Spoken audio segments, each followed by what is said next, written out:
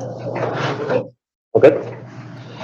All right. Good evening, ladies and gentlemen. I'm going to call to order this evening's council workshop. This is our workshop for Monday, April 11th at 7 o'clock. This meeting is being held in a hybrid fashion with members of council, staff, and the public participating either in person or here in the council chamber or remotely. And the other note I wanted to say at the front end is that our requirement for face masks for staff has lapsed. The provincial government has updated their requirements for us. And so you're going to see a mixture of staff, members of council, public with face masks on or off. We want to remember that this is a face mask friendly community and people are welcome to, if they so choose, to wear face masks. And if you choose not to, you're welcome to do that as well. But for the next while, I'm going to be still wearing my face mask for our public meetings. And so at this time, council, we have an agenda that's been circulated. Are there any errors or omissions from the agenda as presented? Okay, hearing none, will somebody please move adoption of the agenda as presented? So moved. By Councillor Hanson, second by Councillor Back. I'm going to call the question on the motion. All in favor? Contrary minded? Motion carries. Council, we have two sets of minutes that were circulated with this evening's package. One for the February 22nd council workshop, one for the March 8th council workshop. Are there any errors or omissions from those minutes as presented?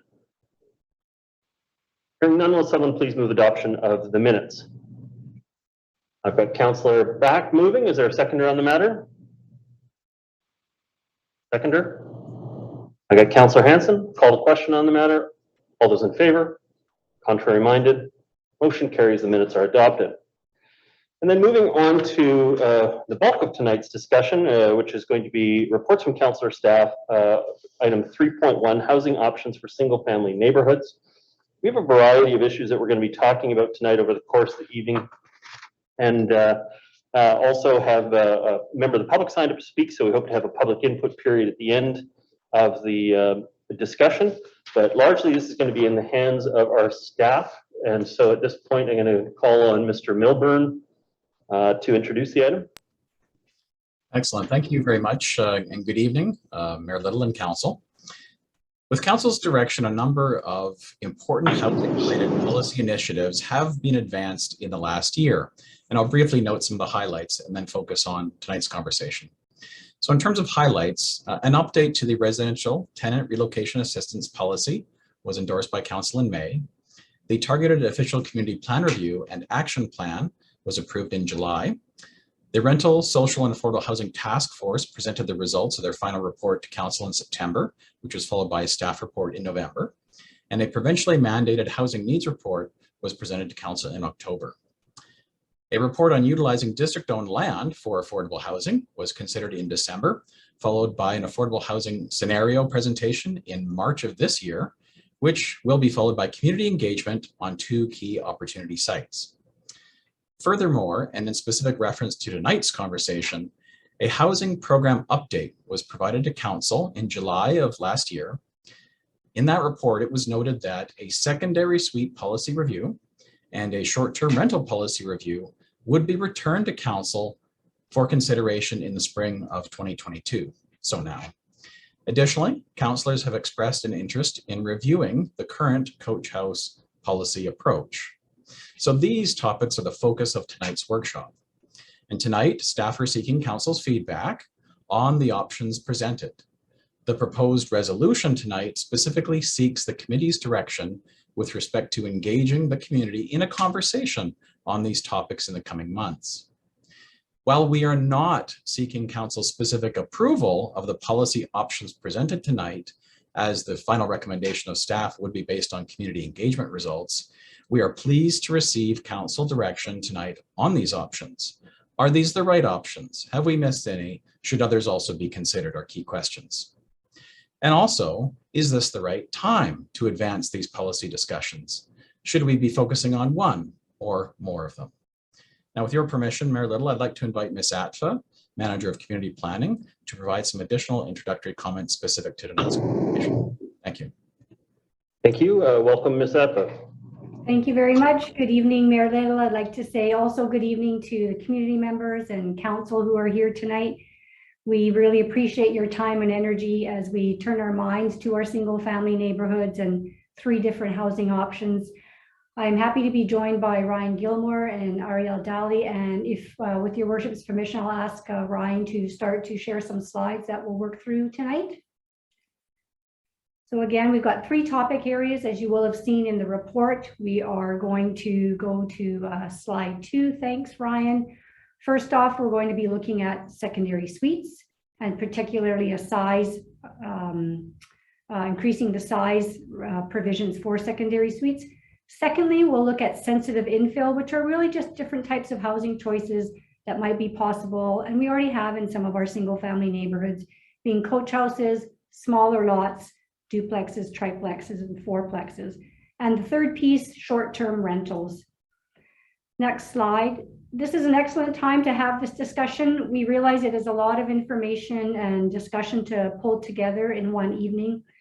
However, our OCP, as we know, points us to a future where we have a wider range of housing options. And when I look at the vision, it says quite simply, our neighborhoods include people of all ages, cultures, and incomes. The OCP action plan from last summer goes a bit further. It tells us that taking action on housing diversity is a priority. And the Social and Affordable Housing Task Force final report that they submitted last fall emphasized the need for significant action to ensure a diverse mix of housing. The Housing Needs Report tells us that most of our housing stock is actually out of reach for many people, and we need options for seniors, families, immigrants, and multi-generations. So these 3 topics that we'll go through tonight actually could stand alone, but we think it makes sense to bring them together. Firstly, it allows us to act more quickly on council's direction, allows us to go maybe deeper, I think, in looking for tangible solutions to our housing crisis. We can also look at all of our neighborhoods together and look comprehensively or holistically at how suites or infill housing, short-term rentals can work together so that we can achieve what our goals are, but also look to minimizing impacts. The presentation is about 15 minutes long, Mayor Little, and I'm happy to have my colleagues, as I mentioned. With your worship's permission, we will pause after the first 2 parts, being secondary suites and then sensitive infill. That brings us to about slide 11, and then we'll look for the discussion and feedback on the engagement. We'll then come back to the short-term rentals piece, and Ryan Gilmore will then take it from that point with your permission. So with that, excuse me? That should be fine. Thank you. Awesome. Thank you so much. I'd like to then ask Ryan to go to the next slide, and I'll turn it over to Ariel Daly. Thank you. Thank you, Tina. So I will start off this evening discussing secondary suites, which are also known as basement suites or nanny suites. They benefit a diverse group of residents, such as renters looking for ground-oriented housing, homeowners who are seeking additional rental income, and intergenerational and extended families.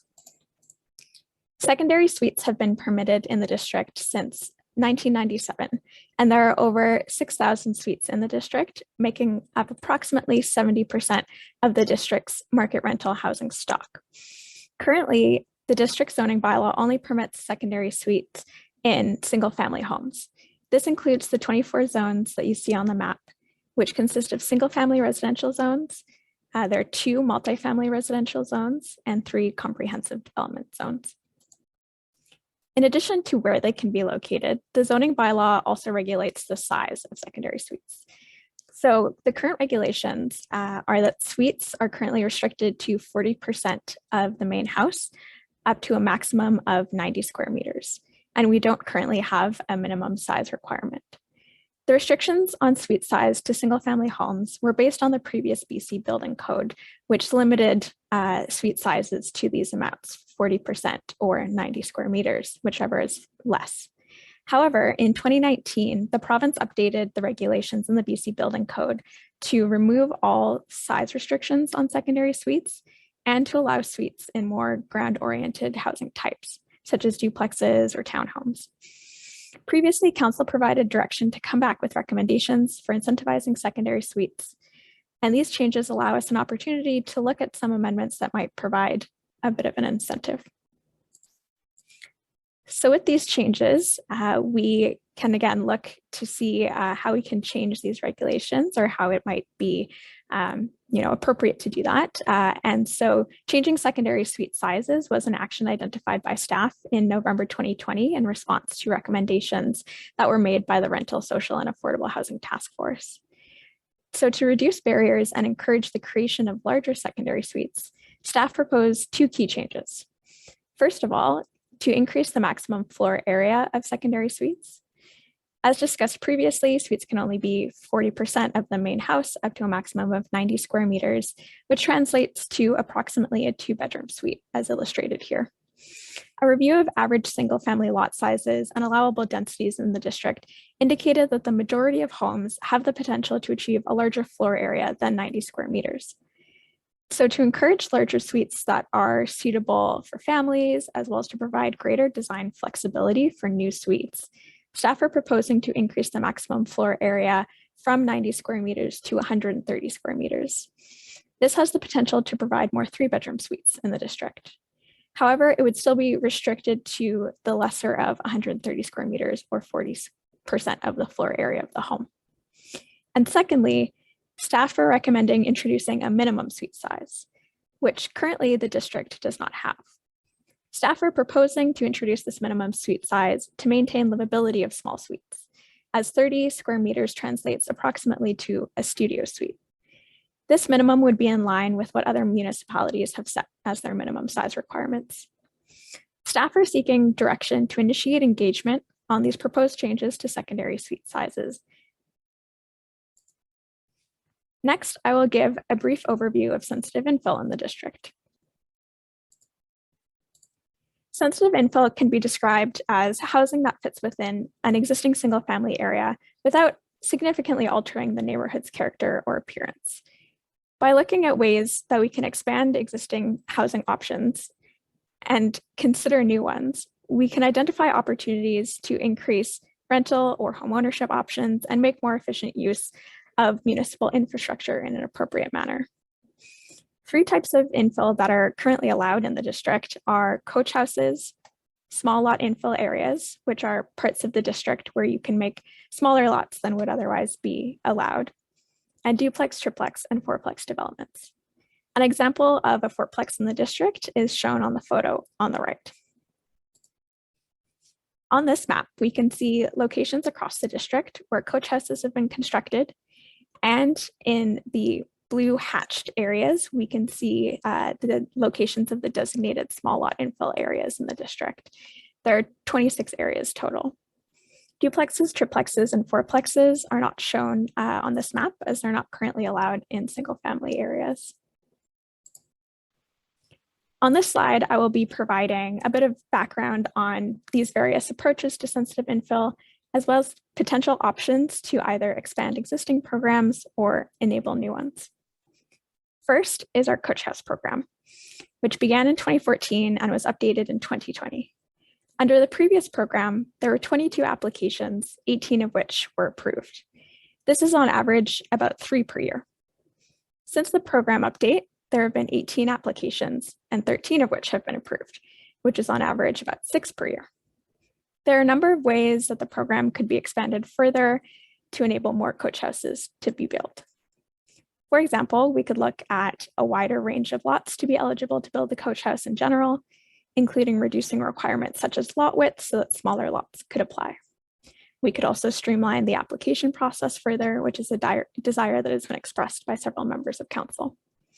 This could be done by allowing more lots to be allowed to apply directly for a building permit, or enable staff to issue development permits for 2-story coach houses, such as through a coach house development permit area.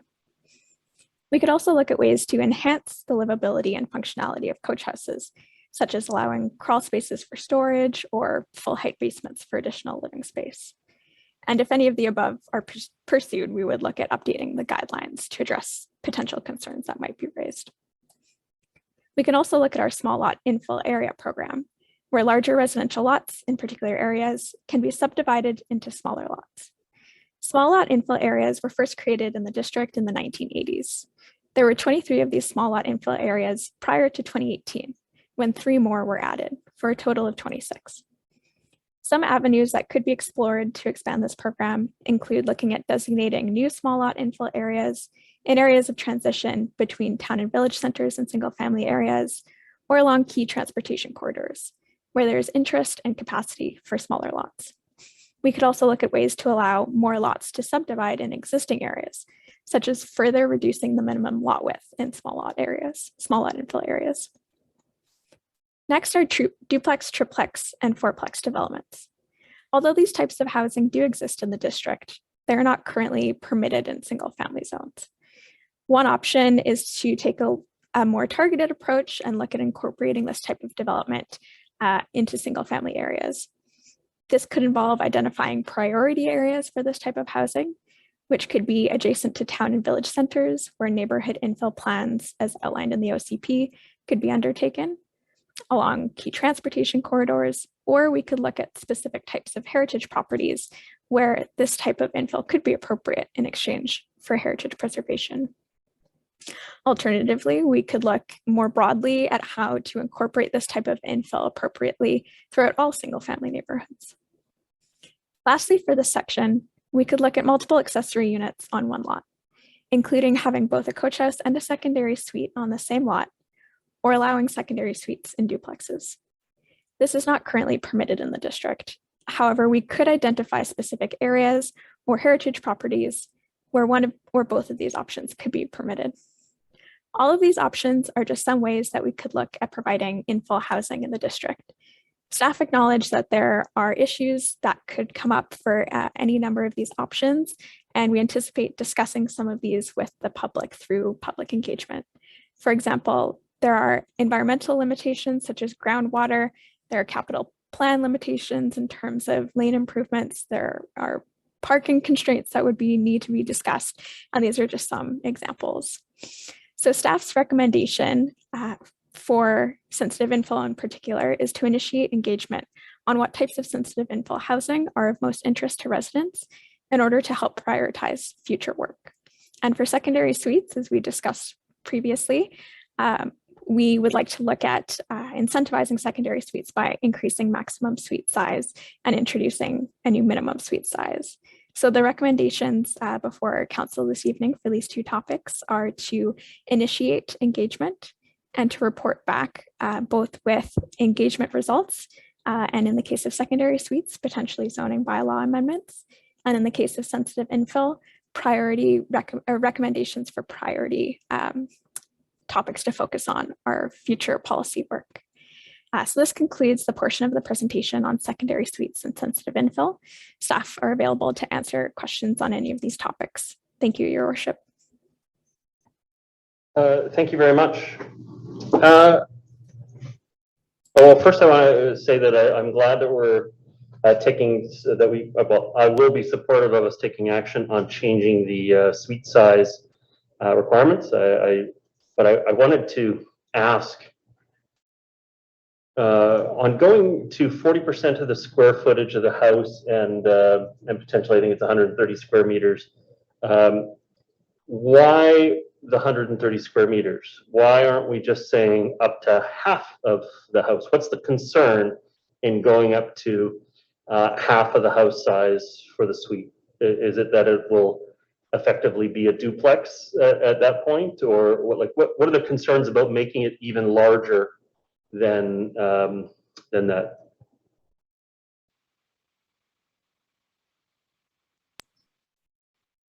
Ariel or Mr. Milburn? Mr. Milburn? Worship, staff can certainly add to this. In discussions with our solicitor, when you allow an accessory use, which is in excess of the 50% of the floor area, it becomes debatable as to which is the principal use and which is the accessory use. So there is that aspect of it.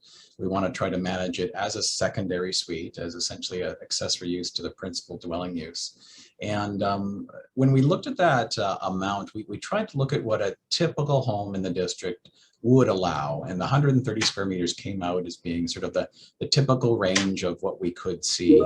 And so it was a balance.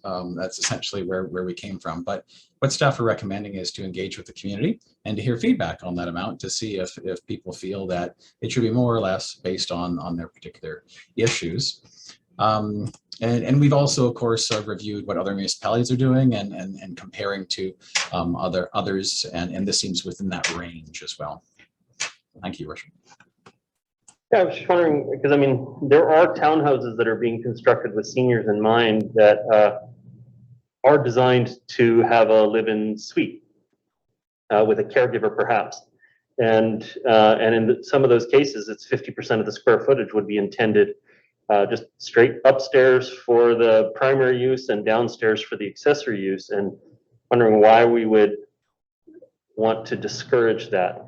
I get that the 50% question, but since they're both being used for housing, does it really matter which one is the primary dwelling unit versus which one is the accessory unit? I'm trying to figure out what the negative spillover effect to the public could potentially be, because it seems to me it's being used in that fashion no matter what. So why are we regulating it?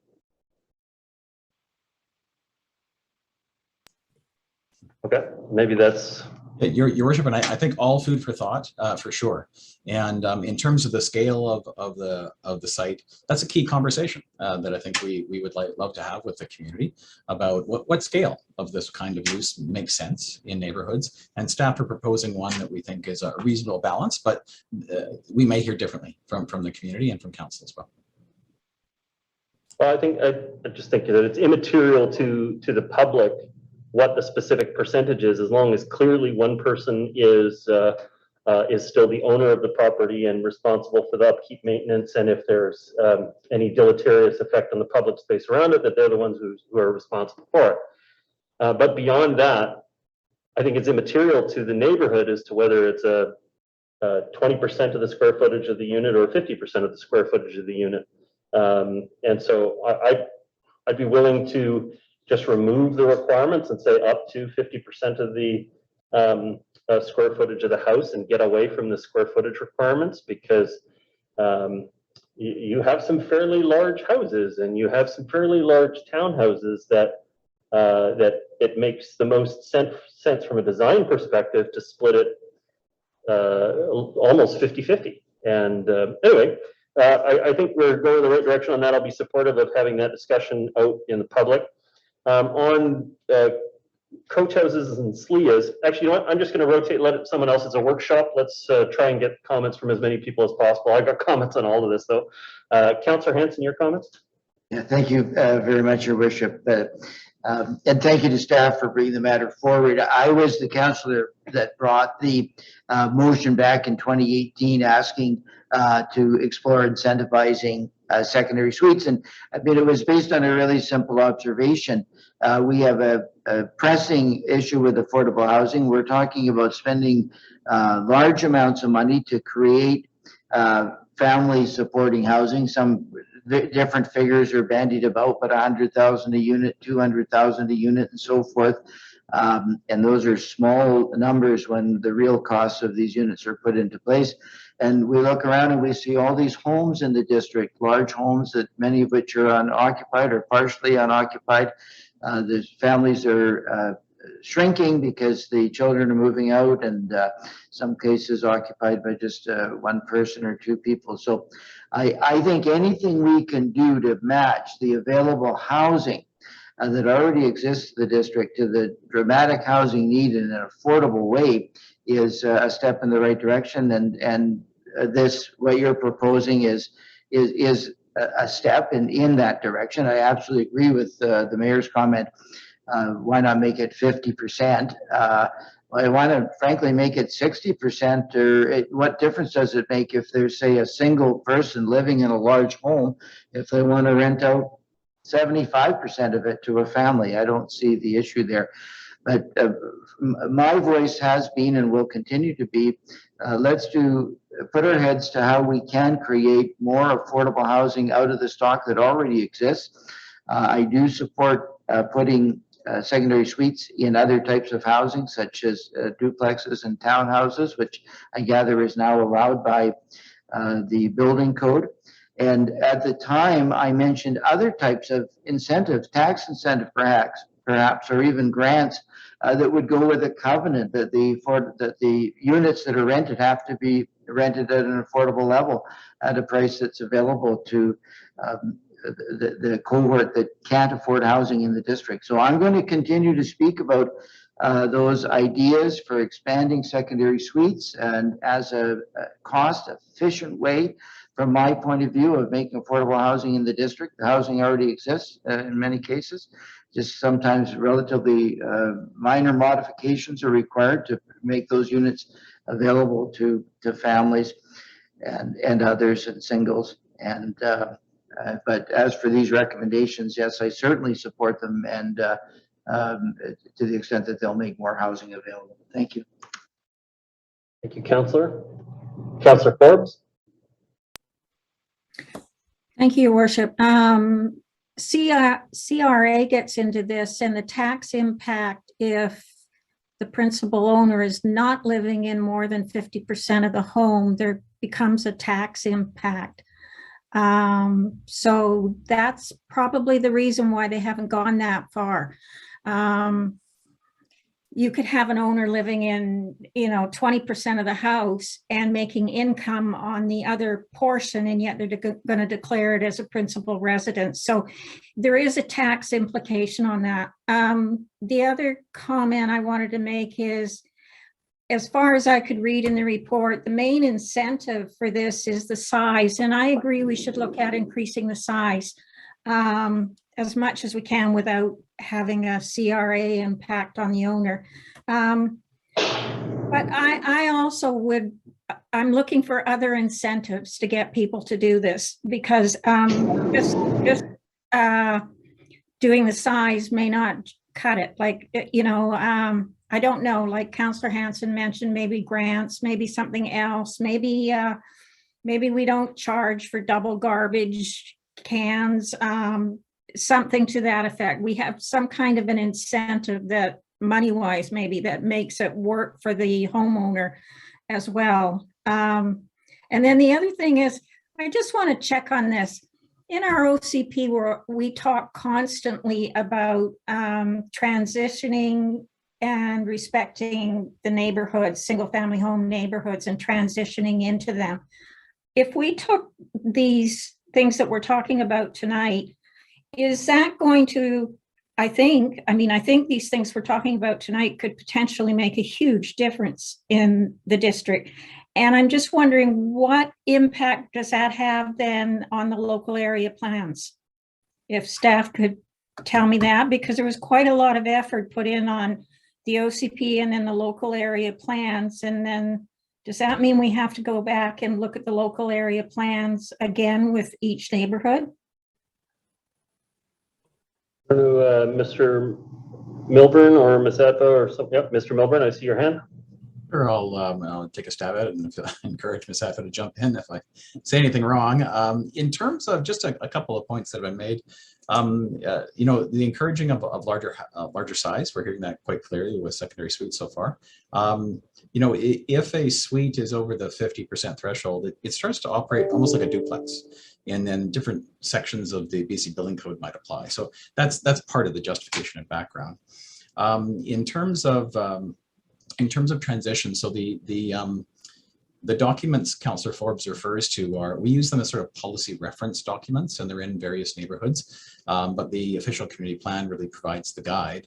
And the official community plan suggests that if there is sort of infill opportunities that could be explored, maybe there's a bit of a neighborhood planning exercise that could occur. And that's why staff were suggesting that, if council feels amenable to an area in a certain distance from a town center or village center, or a certain distance from transit, those are some sort of geographic options that could be explored, and we could focus on a specific infill plan for that neighborhood, as opposed to just this broad conversation we're talking about now. So it's a narrowing of a policy conversation specific to the issues in that neighborhood, because some neighborhoods have particular parking issues, or some neighborhoods have particular environmental issues. And so we acknowledge that, and that to advance some of these options might require that level of focus ultimately, but we would learn that through this community engagement. We would help flush that out and describe that back to council if council directs us to go and consult broadly on these matters. So the engagement that we're discussing in this paper tonight, is that the broader community one? And then depending on what kind of results we get from that, we would go back to, say, a particular neighborhood where council thought it was amenable to do something along these things that are being suggested. So each neighborhood would still get sort of a second crack at what they want in their neighborhood. Your worship, potentially, that's one approach.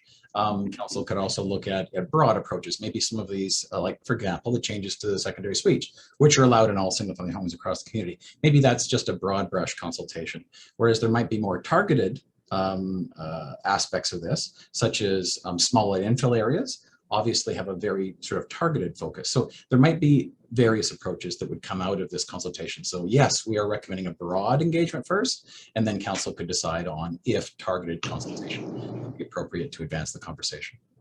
And this broad engagement, we're looking at doing that in May and June and having results back in July to council. Is that what the timeline is? That's one potential option. Staff could achieve that if we receive direction from council tonight to do that.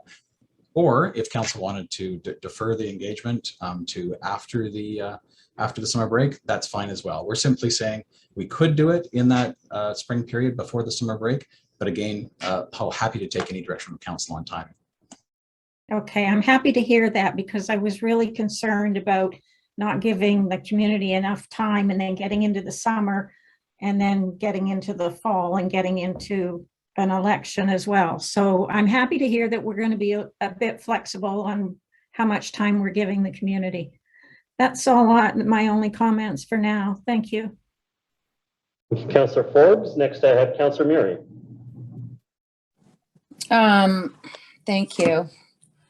There's so much to talk about. I don't know if we're going to be able to get through all these topics in 2 hours. So the secondary suites, I think there's a lot of secondary suites that are well over 900 square feet. In fact, you know, I think we all know that. We've probably been in many of them. You know, there's lots of them. You know, I mean, I think there's some issues that we have to think about, though. Certainly there's a new level of inventory of secondary suites, say in the last 10 or 15 years, where the suites are subterranean because of the overall square footage and the height. The suites have been buried into the ground, and to look out a window, you actually look up. I don't know if any of you have been in any of those newer homes with the secondary suites in them, but it is something that I've always been concerned about. I'm not too worried about the size, although, you know, in the district, I always get this feeling that we look at things very cookie cutter, and yet we're so not cookie cutter. We're not built on a grid. We were never designed as a grid. We're rural in some areas. We're planned in some areas. As our former director of planning used to call Deep Cove, it should be a bylaw free zone because they sort of built things just wherever. So there's lots of challenges to all sorts of different neighborhoods.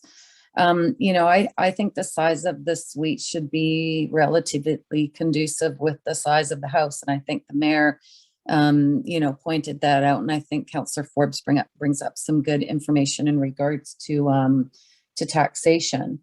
You know, there also is an issue of being able to support, you know, the parking for secondary suites. And we do have parking regulations that are attached to suites. And, you know, if you go down into Norgate, for instance, I mean, there's not very many basements in Norgate. But in fact, I don't know if there's any basements in Norgate actually, but streets that are cut like that are quite narrow lots, it's hard to find parking anywhere, even on the street. Because the driveways are so close together. The idea of allowing secondary suites in townhouses, like in stratas, would be up to the strata, would it not? It's not really up to us to decide. Okay, Mr. Milburn. Your worship, well, one of the examples of this suite integration has been in these lock-off suites, and we have had some some concepts that have been discussed for both apartments as well as townhouse lock-off suites. So those aren't specifically secondary suites. Those are essentially a different unit. But as mentioned by council tonight and by staff, it is one of the options that the BC Building Code does allow now, is suites in duplexes and townhouses, provided there is no unit above. So there has to be essentially, it can't be like a stacked townhouse arrangement. That's a limitation that the province has established. But all those options potentially are there for us to debate and to hear from the community about any concerns they have, such as was mentioned, parking and other issues. I'm not sure if you've answered my question or not, but would the strata of a townhouse complex, would they not get to determine whether or not they would allow a secondary suite in the strata? So first, it will be controlled through zoning. So the zoning the council approves the property would establish the number of units that were permitted. And No, I'm just talking about existing, like older townhouses, Mr. Milburn, not new ones. yeah, so if they're looking to convert units to add in suites to a townhouse, that would be a zoning issue potentially as well. Wow, that seems like a really sort of expensive proposition on the part of a townhouse complex to rezone in order to allow suites. I mean, I'm thinking about some of the townhouses that I've lived in over the years. I mean, just a downstairs Yeah. access would be an issue, So right? I To be think able that, to, Councillor, I think what Mr. Milburn is suggesting is that the council would have to look at it at a community-wide level in adjusting the zoning, not on a site-by-site basis. And so I would, then it would then become a matter for the particular strata, as you suggest, but it would be that we would change the classification for RM1 or whatever we decided to change at the class level rather than at a site-specific level. That's correct, Your Worship. that would be a pretty big conversation to have as a consultation between now and June, I would suggest. That's a pretty huge endeavor, and certainly one that brings with it pros and cons, certainly implications. The SLIAs were brought up, and I remember engineering had huge concerns about the SLIA up in Upper Capilano that was approved by the previous council, because the entire OCP was based on a sustainable model of development. And the SLIA was anything but sustainable because it was so car dependent.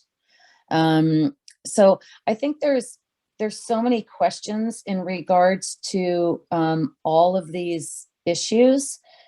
Like, when we created the OCP, we said that the new the new high density apartments wouldn't have rental restrictions on them because we wanted them to be able to accommodate more rental units to increase the rental housing supply. And, that did happen. But at the same time, we were waiting, I think we're in year 6 now, for the short-term rentals to come along. And when COVID happened, we found that there were a lot of rental units that all of a sudden came on board because there were no travelers. And the Airbnbs were needing, the people that had Airbnbs that were using suites needed to have revenue. So there were all of a sudden sort of a huge number of rental units that were available.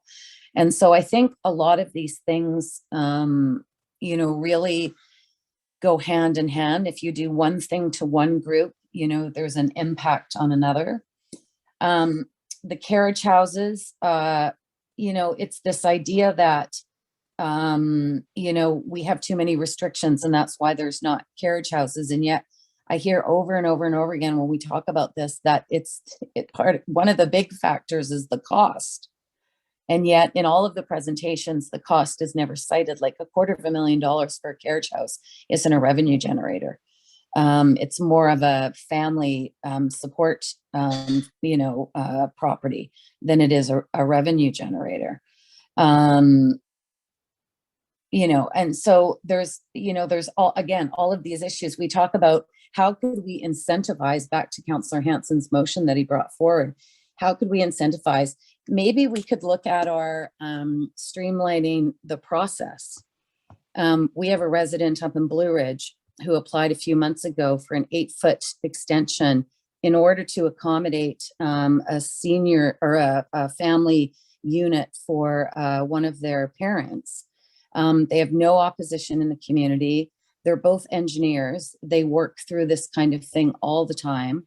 They were told by the planning department that it would take anywhere from 3 to 18 months to get their permit. And I've heard that I've heard that a few times, actually, the length of time that it's taking anything to be processed. And I understand there's variables to everything, but to give a range of 3 to 18 months sounded, quite astounding. And I have shared this with Mr. Milburn. There's all sorts of things that come up that we can't control, et cetera. I understand that. But, 10 years ago, we've never been one to be given the gold standard of the speed at which things are processed in the district. And it seems that things are getting worse, not better.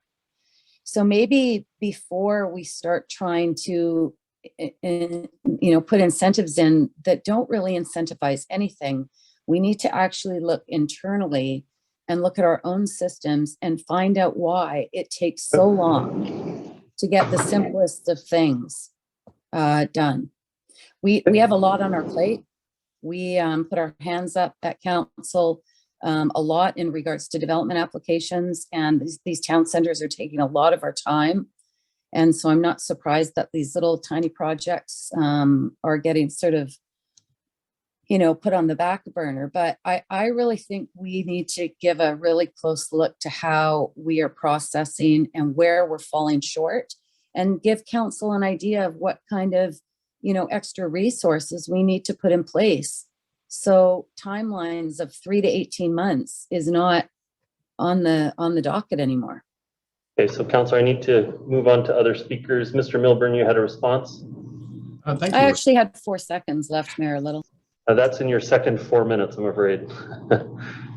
Mr. Milburn.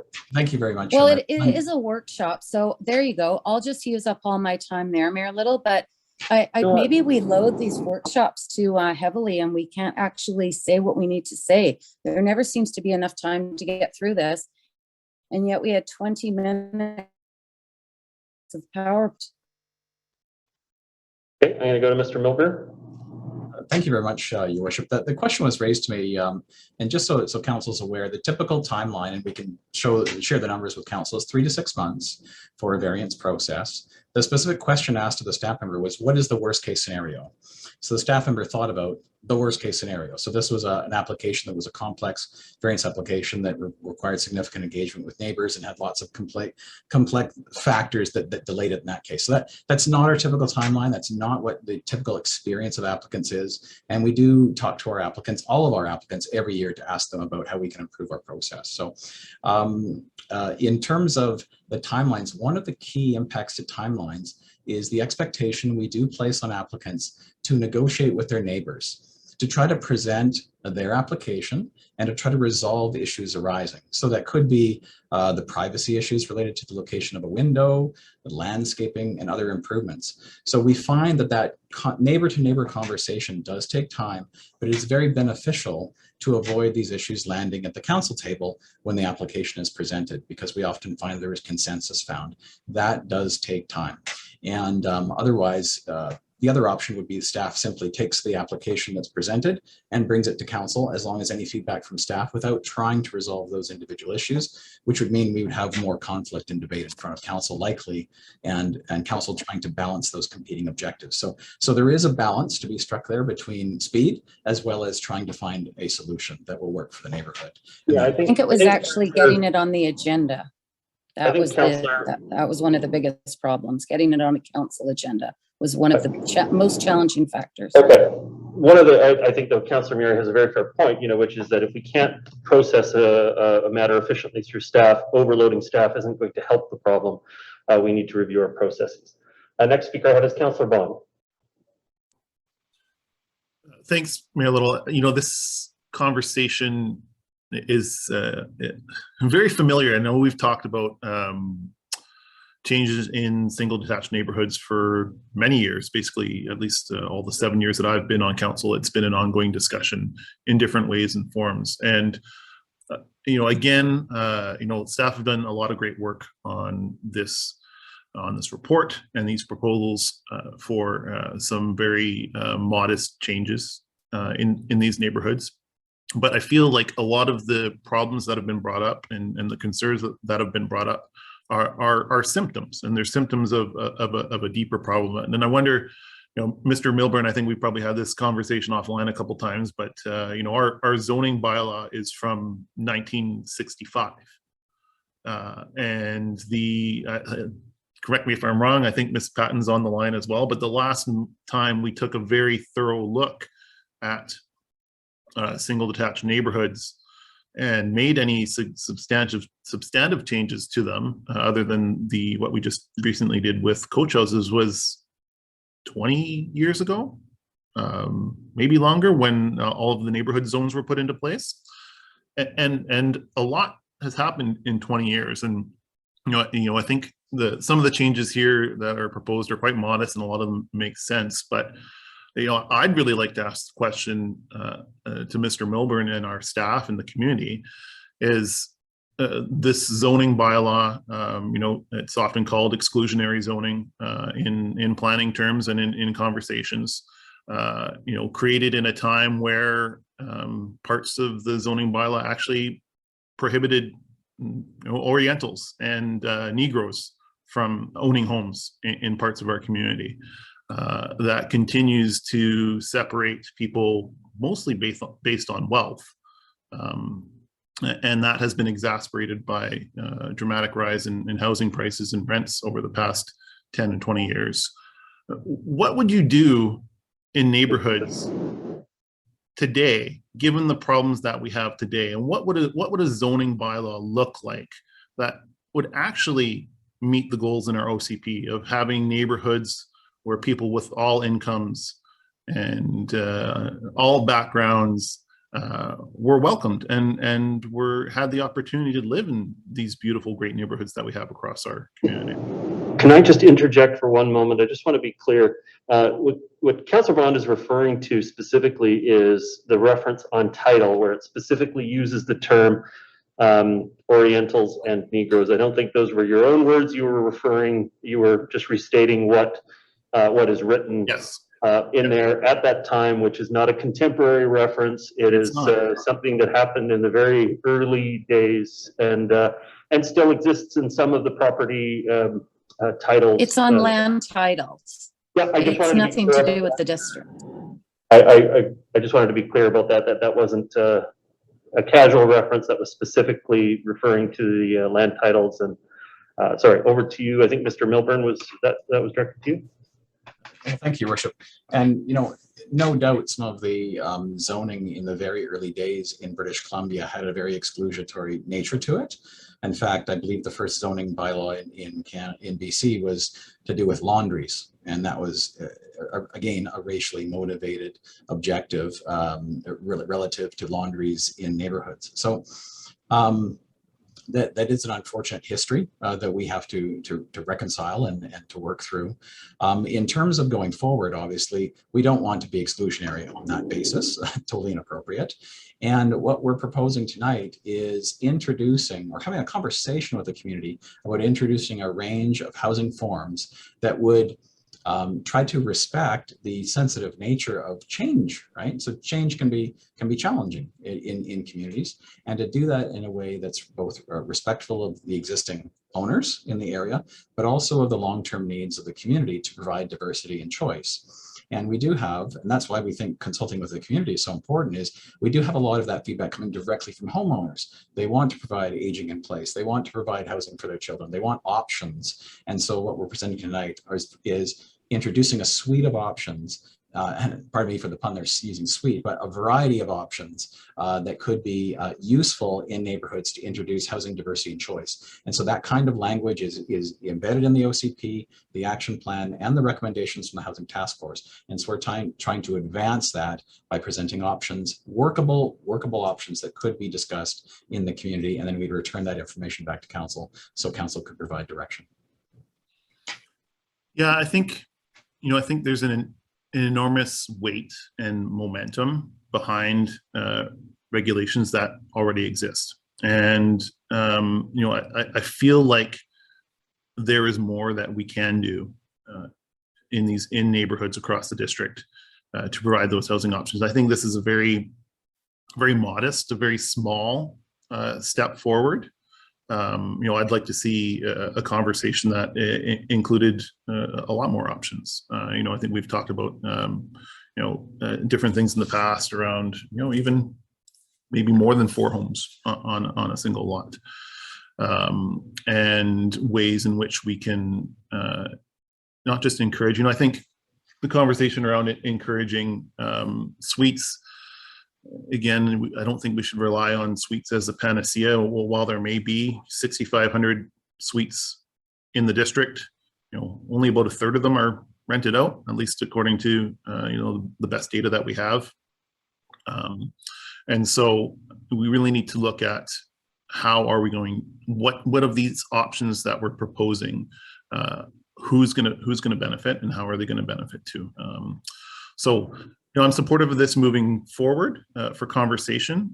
I think we need to really have a bigger conversation about how we might be able to scale this up and have more options than what are currently proposed. But that might be part of the process. Thank you, Councillor Back. Thank you, Your Worship, and thank you very much to members of staff for this report. I was looking forward to this conversation tonight. I've been looking forward to it for a while because I think, we don't talk about single family neighborhoods often enough and the different opportunities there are to create more housing diversity. So I agree with many of the comments that have been stated already. Most recently, Councillor Bond's comments, I agree that maybe this these recommendations don't go far enough, but I think if we were to act on all of them, most or all of them, it could make a pretty significant impact in terms of the number of homes and people that could be housed in our community. I think secondary suites play a really important role, as been highlighted in the report. When you look at 70% of our rental stock is in the form of rental secondary suites. And I think if we're talking about incentivizing, we really do need to incentivize and make it maybe even an enjoyable process for a homeowner to approach the district and go through the process of putting in a secondary suite in their home. So I agree with some of the comments that Councillor Murray made around that, just in terms of actually working with, working to timelines and working with homeowners to make this, as I say, an experience and something that they want to do. I also wanted to address, actually, was one of the comments that Councillor Murray made as well around, so many of the suites in the district being basement suites, subterranean, kind of cavern-like in many cases. As it relates to roof heights, like I know in this city of North Vancouver, some of the suites will be, there'll be more natural light coming into those suites because there are it's just a higher roof line, and I wonder if staff could comment on that particular issue and if there's anything that we can be looking at to encourage, suites that do have more windows that are, a much more pleasant kind of living environment than something that's much more below ground. Milburn. Thank you, Worship. Yeah, a great point. It's a combination of achieving the outcome, so having more diversity and choice for people, but also doing it in a way that's functional and safe and healthy.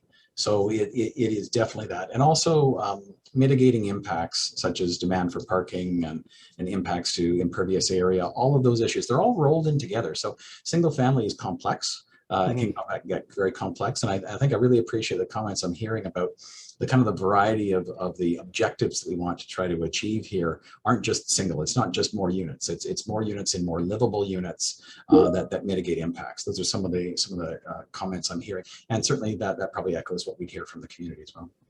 Mayor Little, could you just inform this Sure. conversation in regards to the reason the basements are subterranean is because we don't count the square footage in a basement? That's what the subterranean basement suite is about. They get this So, the square Counselor? footage for free. Councillor Murray, they get the same square footage for free in the city of North Vancouver. I think the point Councillor Back was trying to make is if the peak roof height is higher, then you're more likely to be able to pull the suite out of the ground more, but they still get the same exemption for under 48 inches below natural grade in the city. But So- that's why they're putting them in the basement, because they don't have to count that square footage. They But get I'm a just saying certain that amount. I think that was Councillor Back's point, was that it's Thank not you, just the Worship. exemption of Yeah. the basement suite, it's the peak roof height that is determining how far out of the ground the basement suite tends to be. It's not an automatic, but. The roof height But was in my order- point, and it means maybe you have more steps going up to the main part of the house, but as a result, you get the suite, much more out of the ground. Well, particularly in those heritage houses that in a lot of cases were lifted and a basement was built after the fact. They had that effect with stairs going up to a second level. But So should we be allowing subterranean? Is that okay? Then that would be a broader discussion about whether you'd be compensating for massing above ground in order to be able to get rid of the subterranean. I don't think that's what's being proposed here tonight, but you're right, that definitely is a single family discussion, a single family neighborhood discussion that we could have. Sorry, Councillor Back, the floor is still yours. Thanks. And I'll just conclude my comments on this first part of the workshop because I know we've got a lot to cover tonight. But I am supportive of the recommendation. I think having a minimum suite size is a good thing, and encouraging those larger suites I think is important as well when we're talking about housing that's appropriate for families especially. So very supportive of what's being recommended, and I thank staff for bringing it forward. Thank you, Councillor. Councillor Kern? Thank you. Would staff be able to bring up the slide that showed the zoning in the district by chance? That was in the PowerPoint. Please. Yes, we We're can. working on it. Okay. Thank you. You're talking about page 55 in the package? Thanks.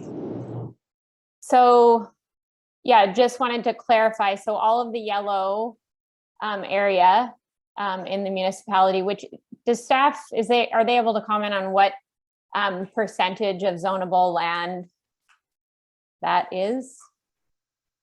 That's dedicated to the single family residential zones? Your Worship, I'm not sure if I'm giving staff a moment to think about the answer to that question if they have it off the cuff. But one of the issues I will note is that when not shown in here are the town center, so they're not colored. So because this conversation is specifically about single family primary neighborhoods, the colors here you're seeing are exclusive of town and village centers. And it looks like staff don't have an exact percentage, so I apologize. We could follow up with an email. Okay, thanks. I mean, I think it's pretty clear from looking at it that it is the overwhelming majority of the land. And just to, I feel like when we're talking about land, it is important to center this in the work that we're doing around reconciliation and recognizing that these lands have been cared for by thousands and thousands of years by Musqueam, Squamish, and Tsleil-Waututh, and probably countless others. So I think it's important to center the conversation around land in that regard. Moving past that, I would say that when the zoning happened, it was in a different time, but there's a legacy that continues today. So I think it is important when we have these conversations just to hear and understand where everyone is entering into the conversation and what assumptions they're making when they enter into these conversations, and whose experience and voices are being centered in the conversation. I have challenged this before as this subject of zoning has come up around character, and I think it is important for everyone on council to really define what that word means to them. And what is neighborhood character, and then importantly, who is getting to decide that. Because I think I have seen it used in ways that I feel like are exclusionary. Although that may very well not be the intention, I think it's important for us to unpack when we use words that we all understand what they mean, because I think there is a real dissonance between many of the policies that we've adopted as a council in this term, including becoming members of the Coalition of Inclusive Municipalities. The Commitment 7 explicitly is to challenge discrimination and promote diversity and equal opportunities in housing. So I think that the latest IPCC report that just came out as well really challenges us to look at retrofitting entire communities for this time that we're in. And so really to talk about housing outside of a context of equity and climate, biodiversity, because there are a lot of ways to ensure that we are creating vibrant communities that are for everyone, and everyone is happier and healthier if we can walk more. The demand side mitigation is one of the most powerful outcomes of the latest IPCC report, indicating 40 to 70% of emission reductions by 2050 could come from demand side, and the number one is changing the way people move. So when I see these outcomes outside of the context of the broader system change that's needed, I'm a bit worried that the conversations might not be centered in that sort of question around, we have all of these intersecting crises. How does the community want to come together to solve these? Because I think everyone actually that I meet in the community would actually love the opportunity to be able to walk more, to be able to roll more, to be able to cycle more, and to be able to live in more communities, have people of all ages, backgrounds, et cetera, as our OCP says. And so I think there's a dissonance between what our OCP says and also the fact that we oftentimes use that the OCP is a living document and it's meant to be changed as we learn and evolve. And then sometimes it's not. So I think there's a dissonance there as well that I'm trying to reconcile. So I would say, to me, I'm looking for more profound systemic change, and I don't see it in these, although I do appreciate, of course, staff's time into it. And I would say staff's entering it based on historical challenges around, but I think that it's made very clear that we need transformation, not incrementalism. And I'm not seeing it right now, but I would be interested in having those conversations with the community that are really centered in all of the crises that we're trying to solve, not just what do you want this one thing to be? It's like, what do we want? What kind of future are we creating? And what kind of future do we want to leave behind? 7 generations ahead, 7 generations behind, which this, I'm not seeing it there, but I would be interested in hearing council reflect more on what specifically when language is being used, what it means, because it can be seen, as I mentioned, as people feeling like they're excluded. And I will just say, as someone who has lived in a basement suite, I don't think that's the answer. I don't think people would choose to live in basement suites necessarily. I understand the role that they have played historically and the role they will continue to play as they're 70% of our existing. But I don't think that it's from a renter's perspective, perhaps the preferred option. So I think it's important to center renters in the conversation, not just people who are having the houses, because I think that's an equity piece. Mr. Milburn, you have a response? Thank you, Worship. Just to note the point that I think if anything, the OCP review and the action plan taught us is that hearing from those diverse voices and working hard to come up with alternative ways of engaging the community to ensure that we hear from everyone who has an interest is critically important to success. And the other is that we cannot look at any one issue in isolation. So just like the white papers and the options reports that were prepared through the action plan, always considered what were not just the housing issues in the housing report, but what were the environmental issues, what were the economic issues. You know, all of these different types of issues need to be considered in context. And that's certainly how we would approach any engagement in the community on broad change. You know, on sweeping changes in the community. We'd want to not just talk about the impact to housing. these are interrelated issues. Transportation is fundamentally interrelated to the housing challenge that we have. And so we need to acknowledge that and hear that in the conversation. So absolutely agree. Thank you. Thank you. Yeah, I still have a couple, I saw the time and then it went away, but I guess it is I would encourage staff to at least read, you might not read the 2,900 plus pages that I've gone through on the IPCC, but at least the summary. I think it's really important because it does actually identify that strategies for established cities or municipalities to achieve large greenhouse gas emission savings include efficiently improving, repurposing, and retrofitting the building stock. So retrofitting existing built form is really important so that we can protect green space. And then, of course, targeting infilling, they actually name that, and supporting non-motorized walking, bicycling, and public transport. So I think that maybe having the climate lens and the equity lens applied more clearly, which I'm not seeing right now, would be really helpful for the framing of the conversation. Okay, thank you. Councillor Forbes, first time speaker. Thank you, Your Worship. I would just like to say the neighborhood plans that have been in place aren't 20 years old. The OCP is only 10 plus years old. So a lot of those neighborhood plans were done after the OCP or right around the same time. So they're 10 plus years old.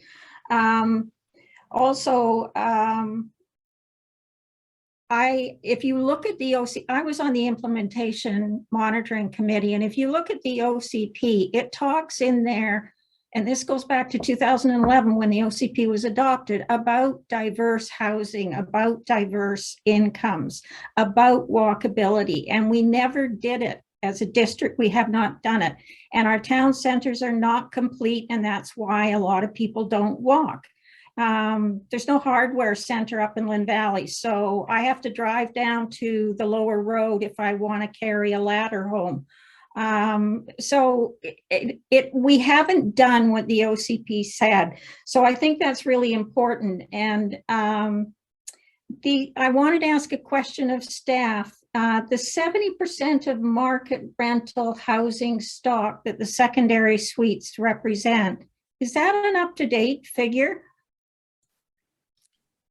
As far as I'm aware, that should be approximately correct. The wider amount of rental stock also would include sort of apartment purpose-built rentals, and that would be approximately, I believe, around 1,200.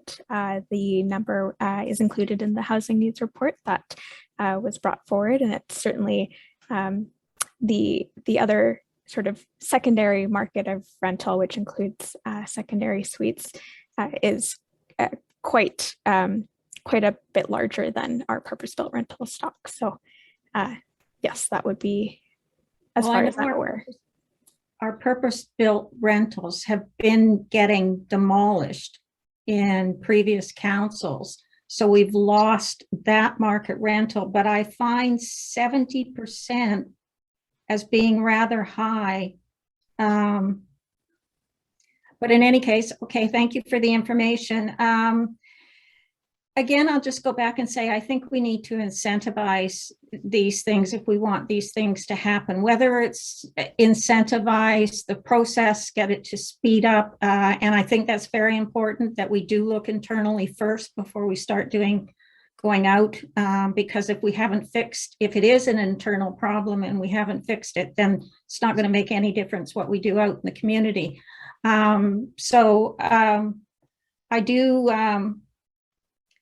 I think the incentivization is very important. Like I say, whether it's to encourage intergenerational home where there's no income coming in, but you can afford to do the renovations or variances or whatever it is to put in a suite for your mom or dad or grandma or grandpa. And also incentivizing as far as, like I mentioned, double garbage cans. You got to pay for both of the garbage cans. Why can't you just use one garbage can if that's all you need? What about the utility rates? Can we give a break on that when could they possibly be combined or give some kind of a break on that. I think the incentivization is something that's really important. And I really would like to say all throughout the OCP as well, it's transition, transition, transition. That's what it talks about. And so it's a step by step by step. If you transition out a few blocks and then you, once the community accepts that kind of transition, then you can possibly transition out a few more blocks. But the single family homeowners aren't, I feel like they always get painted like the bad guys, and they're not the bad guys. And everybody I know who owns a single family home, nobody's exclusionary. I think that's just comes along. Some people have decided, you know, I don't know whether it's they feel they were born too late or they didn't have the opportunity they had in a previous generation, but that's not the fault of the older generation. And if you go back and look at what wages were in the older generation, you know, it's all relative, and people have to bear that in mind. But I do think we should incentivize it, and I encourage conversation with the community as a whole, and especially in specific neighborhoods if council starts thinking of specific neighborhoods. Thank you. Okay. Thank you, Councillor Forbes. Mr. Milburn, you have a response? Thank you. Just wanted to make one point. The total number of suites is based on what I would describe as rental potential. So that's the number in there, is the total number of suites. And as was mentioned earlier by Councillor Bond, in any one census year, when they do a enumeration of every unit, they may be rented or they may be not. And so I think in the 2016 census, it was about 30% of total secondary rental stock was or pardon me, those folks that identified themselves as a rental unit, about 30% were the secondary suite units, which was approximately a couple thousand units. So that will fluctuate year to year. The issue that staff were talking about was when we create the potential for suites by allowing it in zoning, that creates the potential for a rental unit if it's built. And just one stat that I think might be helpful for council, who are concerned that we aren't creating enough of a opportunity for suites to be created, is that depending on the year to year, it's typically between 70 to 80% of single family homes that get torn down and rebuilt. In their rebuilt home, there's a suite. So already because the permission that zoning allows, that's a tremendous incentive that essentially gets us that 70 to 80% of all new housing stock, single family homes, have suites within them. So already the market is demanding, and the zoning accommodates it quite extensively, even with the limits that we do have now. And we think that there would be potentially even more if those limits were opened up, and that's the conversation we're hoping to have with the community. Could I say that probably the biggest factor in it isn't that we've opened up some of the regulation, it's the affordability. So to have a mortgage helper in your house is very appealing. And I think that's why a lot of the newer homes already have it. It's because they can't afford the house unless they do have rental income in them. But that what you're saying about 30% identify as renters makes a little bit more sense to me. And I realize it can fluctuate, but that makes a little bit more sense to me. Thank you.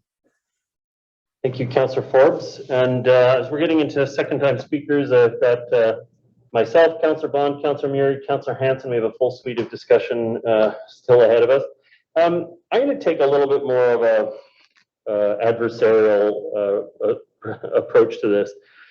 The challenge with SLIAs and with coach houses and with all of these other forms is they actually make it harder to build multifamily in the areas around. So if you have a SLIA that's near a town center, if you have coach houses built near a town center, the likelihood that someone's going to be able to assemble those lots at a reasonable cost relative to a regular single family house on those lots, it actually becomes very, very hard to assemble those lots and to be able to do a redevelopment to a much more environmentally efficient, much more cost efficient, much more municipal service efficient model, which is multifamily housing.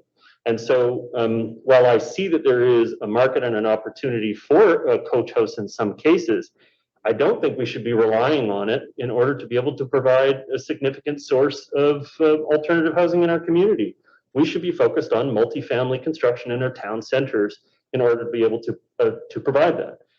They have the efficiency of being close to transit and infrastructure. They have the ability to renew our aging infrastructure in those town center spaces. And so I take a little bit of a different approach. If we decided that we were going to add 5,000 units to the community, and we just dispersed them throughout the community as coach houses and secondary suites and small lot infill areas, versus largely concentrating them in transit-oriented demand communities where it was close to infrastructure, it would make way more sense, environmentally, cost-wise, municipal service-wise, to have those units compressed into a town center space. So I always want to put that back out there, that some of these options, while they may provide a nice option in the system, they are not nearly as efficient in several ways as just well-designed, well-built, transit-oriented demand communities in multifamily spaces where we have the infrastructure. And so I just wanted to put that out there.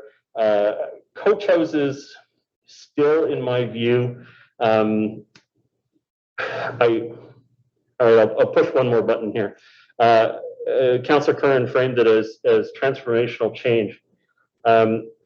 The only problem is, if you're looking at it at a systems level, you're looking at it at the suitable housing at a Metro Vancouver wide level. Where would you put the housing? Well, you would put the housing as close to major infrastructure as you can. You wouldn't sprinkle it throughout. And so again, even if you're thinking about it at district-wide, our town centers make the most sense for those kinds of developments. But even if you're looking at it Metro Vancouver-wide, it's the regional centers identified in the regional growth strategy that make the most sense, rather than sprinkling those units in sprawl amongst areas that are further away from services, further away from town centers. And so I'm a little more cautious. I don't know that these options make good environmental efficiency sense. They don't make necessarily good transit efficiency sense. The number of those that you would have to build, and the cost and environmental impact you'd have to build into those neighborhoods to amount to TransLink improving the transit service in that neighborhood, would never make an economic or environmental sense versus building them in a town center. So I hear the energy and the enthusiasm for dramatic change in these areas. I just happen to think it's not actually going to achieve your goals nearly as efficiently as proper transit-oriented development in our town centers. Thought I'd put that out there. Next speaker I have is Councillor Bond. Well, it's kind of a great segue, Mayor Little, because I just use an old improv line and say yes and to that discussion. Yes, we need to be adding significant amount of housing in our transit-oriented town centers. It's a great way. It's a great place for people to live. It's a diverse way for people to live in apartments or townhomes. And we should be addressing these historical inequities in the rest of our neighborhoods, because they're also great places to live. That's part of the reason why people live here. I think, most people on council don't live in a town center. And everyone probably has great reasons why they enjoy the neighborhoods that they live in, because they're great neighborhoods for different peoples, for different stages of life. And I think adding more options allows more people to enjoy those opportunities and to have that same experience and that lifestyle. And so right now, we talked about some of the overlapping impacts. Mr. Milburn, Councillor Curran put it far more eloquently than I could. The social impacts of continuing to have a single type of housing that's the most expensive type of housing in most of our neighborhoods are also dramatic. Can you imagine? I guess most people could probably imagine, growing up, 20 years ago, you're a young person leaving the family home. You're 20 years old, and all the homes around you that you've grown up around and your friends are worth $600,000. Maybe in 2005, and that probably seemed like a very expensive, a huge barrier to be able to live in the neighborhood where you grew up. 5 years later, those homes were $1 million. Today, if we take I'm using Blue Ridge as an example. That home's $2 million. The social impacts, and this kind of goes to the point, Councillor Kern's point, and I think it was emphasized by Mr. Milburn as well, is when we talk about sensitivity and we talk about engagement, who are we being sensitive to? Are we being sensitive to the people that can no longer live in the neighborhoods that they grew up in, where they want to continue to stay? If they had an option, a less expensive option to live, whether it's ownership or rental, are we being sensitive to those people? Are we being sensitive to the people in other parts of the region who might see a great opportunity to come and contribute to our community and to live in so many of these great neighborhoods? And the stat that I have for single family zoning of residential land, it was from 2017, but it's 85% of our land that's zoned for people to live on is zoned for single detached housing. So I think that's the conversation that I would like to hear. I think Councillor Kern put it quite excellent, put it in a very eloquent way. But we need to be sensitive, not just to people that have owned or owned for a long time or have owned for a short time, but we need to be sensitive to all the people that were excluded from that process, mostly because of wealth and the change in the existing zoning structure that allows only the most expensive types of homes to be built. I think, there's some other points. They're kind of minute details right now, but I think that's the main point, is that we want to explore all those sensitivities, not just those of people that currently reside, because a lot of people who would want to have lived, or who would have want to have stayed in the neighborhoods where they grew up, weren't able to. And I think some of these changes can make that more of a possibility in the future. Okay, thank you very much. Next speaker I have is Councillor Miri.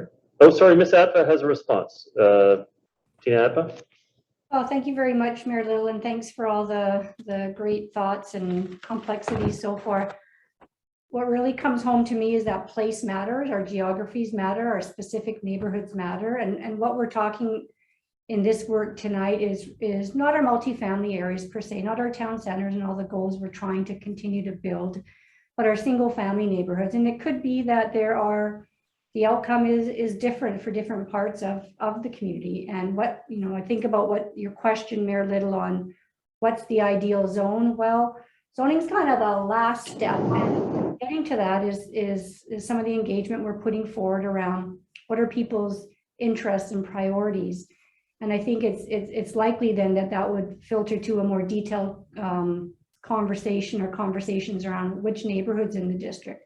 It could be that in another time period that we have single family zoning that isn't single family zoning, or parts of communities that not just allow, or single family zones that not just allow all secondary suites, but allow, let's just say, coach houses everywhere or duplexes everywhere. These may not be appropriate for the district in the end, or all parts of the district, but other communities we see around us do that.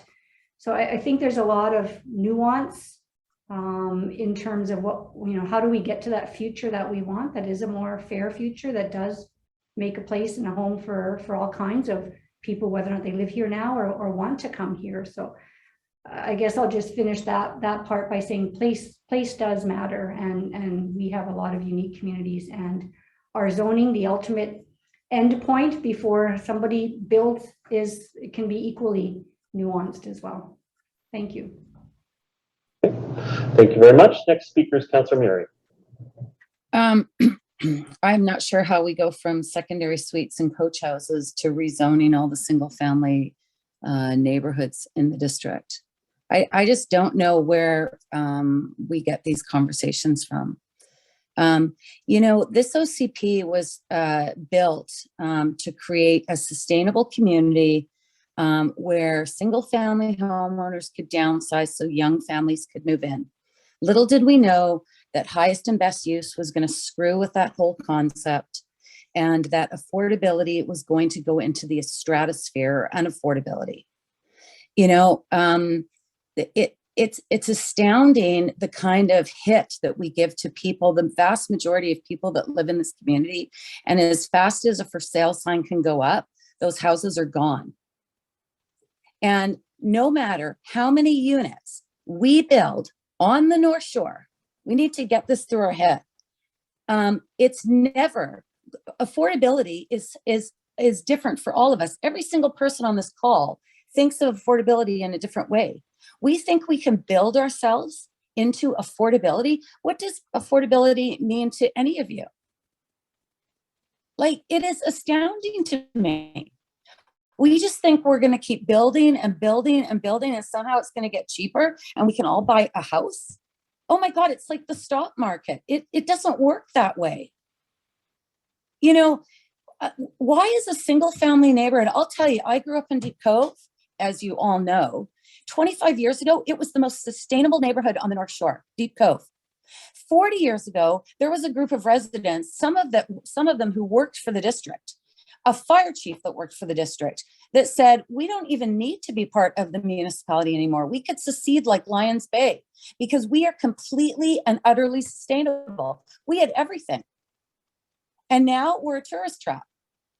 We have lost the sustainability that we once had because we refused to look at a community plan in Deep Cove, because we refused to look at uses. We've done the same thing on Marine Drive. We refused to look at the size of units. Councillor Bond just brought it up a couple of weeks ago. I've been chirping about it for 5 years. And all of a sudden now we're going to look at size of units on Marine Drive. Like, I'm sorry. You know, the North Shore, like I always say, it's like Hong Kong. It's the same geography. It's built on a hill. There's rivers everywhere. There's 3 ski hills 20 minutes from your back door. You don't think that that contributes to the value? Like, you know, when you live on the waterfront, there's a price to pay for that, right? Although in the future, it will be that the water is in your living room because of sea level rise. It will be a deterrent. But this idea that we can somehow build our way out of this expensive place we live in is just a joke. It's not working. We're already lined up back on the cut again. How many millions of dollars did we spend building that interchange? And we are in a traffic jam every single day. I'm not ashamed to live in a single family home. I loved my single family neighborhood. And that is why we built this OCP, because we wanted to protect what was important about the district. We're a bedroom community, folks. We're not a city. We are not a city. We are a suburb. And those single family neighborhoods are some of the best communities in the region. We should be standing up and applauding them. People love to move into them. They love to stay there for the majority of their life. And all I ever hear is, oh, it's so awful. Like, we're not welcoming. What are you talking about? We are absolutely welcoming to the people that come into this community. Absolutely. Unfortunately, it's freaking expensive to live here.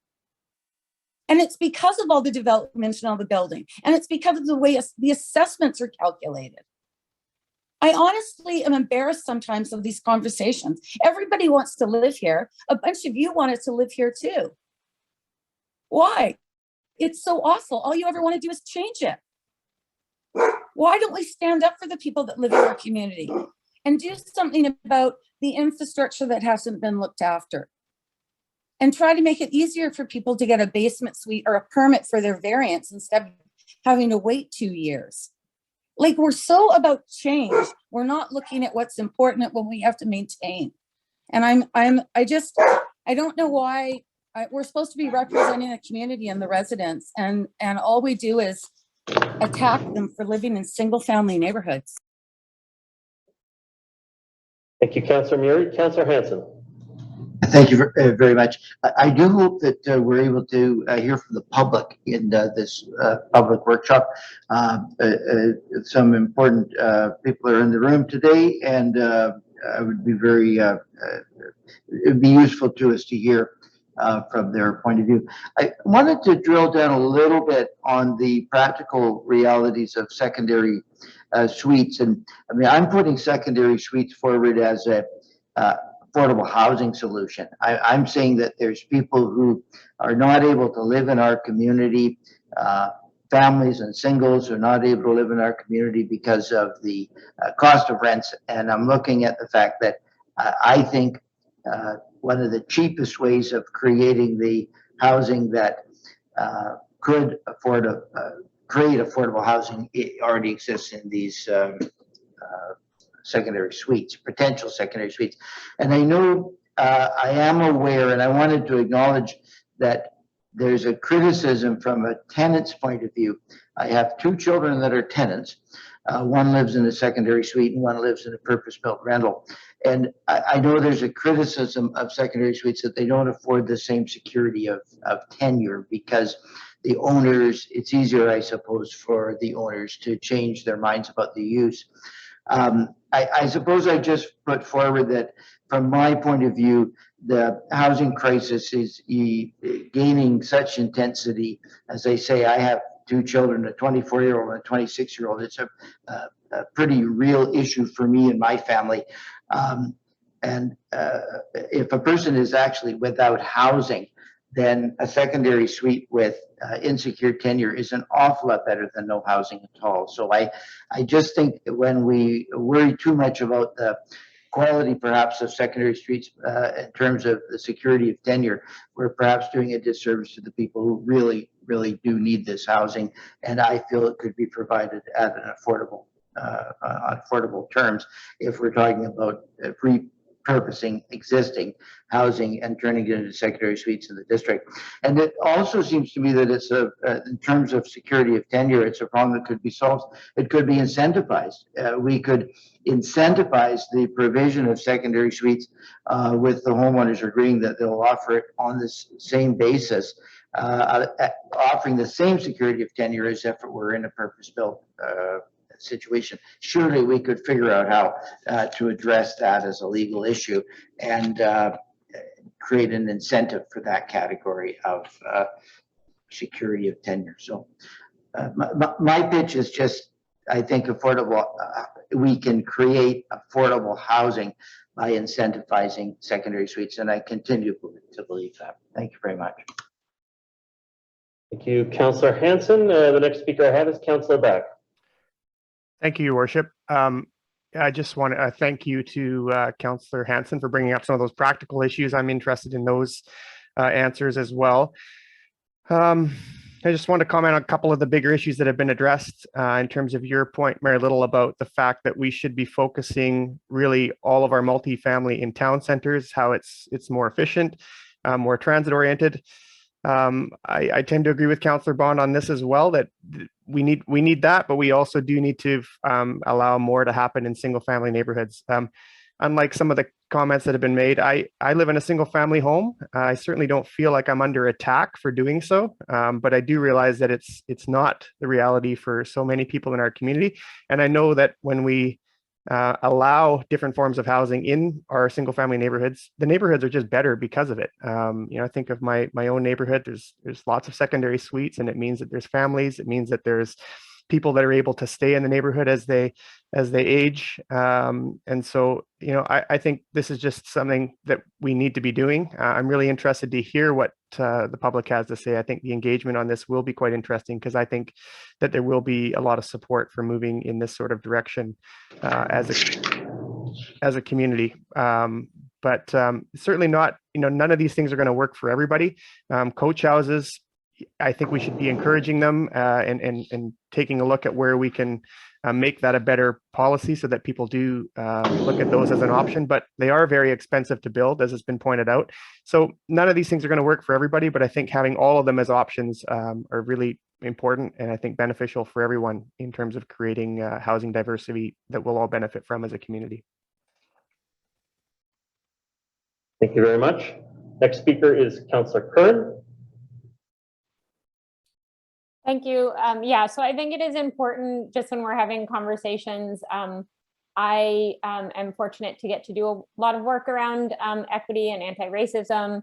And one of the things that I've learned that's really been helpful is that it's not about me, it's about a system.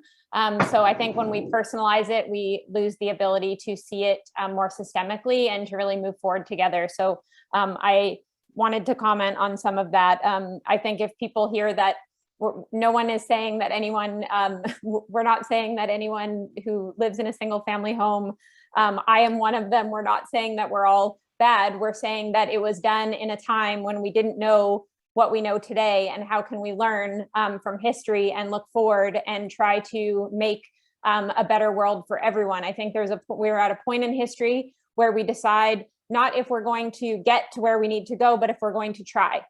And so I am committed to trying, and I feel like there's lots of folks in our community that are also open to trying. What we're trying to achieve is a world where everyone can have access to the basic needs and actually have a very happy, healthy life. And I think that sometimes we get bogged down in the details and lose like where we're going. And in order for that to happen, we need to have healthy ecosystems and a healthy planet. So I think it's an exciting time in that there are many solutions, but it does take humility and reflection and to de-center ourselves in this conversation. It is not about any individual. It is about systems that have not achieved the outcomes that I think most of us agree on. So it is a lot of work, and there's not a single answer. Practically speaking, on suites, something I've heard from the builders who are trying to do passive, for example, and there's some places that are actually moving away from concrete altogether because of the carbon impact, the embodied carbon impacts of basements, but is to raise the height of the units so that people actually have more access to light in these suites. So as we're moving forward, it seems like that's something simple that we could look at to say, how do you give people who are living in rental suites more light, more access to light, I think is important. And that could be like a height variance that could go a long way. And then I also just wanted to acknowledge that, yes, I think there are many people in my community that rent and add a lot of vibrancy to the community. But I think there is always the concern of that not being long-term, having that long-term security. And I think that's a valid concern. So it's not a but, it's an and I think that's an important thing to reflect on. But yeah, I think that I know that this is only one of many things on the workshop agenda. So Thank you, Councillor Curran. The mayor has had to step away, and I'm the acting mayor, and as well, I was the next speaker. So he planned that very well. So I would just, a couple of things I didn't mention that I forgot about and I really wanted to mention was the other thing that I'm really concerned about is we're infrastructure.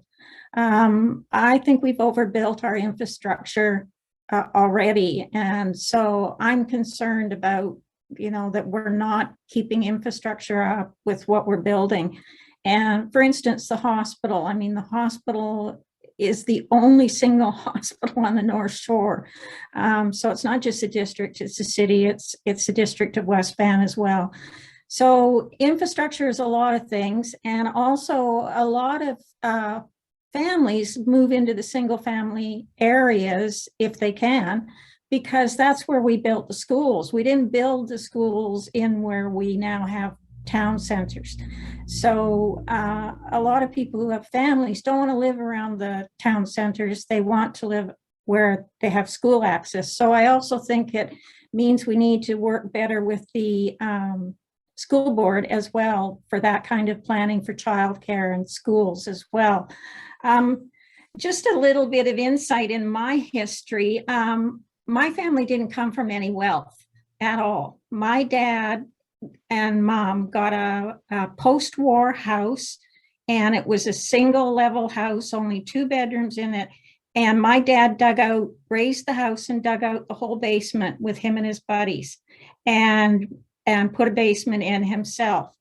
And as for myself, I bought a couple of wreck homes, total wreck, and spent years renovating and selling and renovating and selling to get to the point where I could buy the house I'm in now. And my house right now is the home that my children were raised in. And neither of my kids could afford to stay on the North Shore with me. They couldn't afford to live here. So they're not here. And my home, my intention with my home is that it's the family home and it'll one day be one of their family homes, or maybe they'll both live in it. I don't know, but it's the family home. And so it's not a wealth builder for me. It's a family home, and I hope to pass that on to them so that they can move back to where they were raised. That's my intention. So, and I think a lot of people have done that. It's not that they come from wealth, but they worked their way up however they had to do it, whether it was, you know, buying one piece of property and then selling it and then moving on. And so I think sometimes when people think, you know, to move into brand new apartments or brand new townhouses now is a real luxury. It's if they can do that. But I think most people, the average person, doesn't have that kind of money behind them. We keep talking about that money, but you know, you have to sometimes work for it in order to get farther up the market. You can't just walk into that level of ownership. Anyway, I don't see any other. Is there anyone else that has any comments to make? No? Okay, well then I guess we're done with that conversation. Oh, and I just wanted to thank Ms. Atta for her comments. I thought they were very well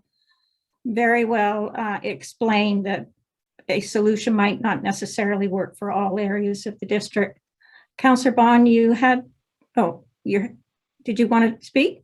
I just noticed Mr. Milburn's hand was up. I'm not sure if you can see that on your screen. Mr. Milburn?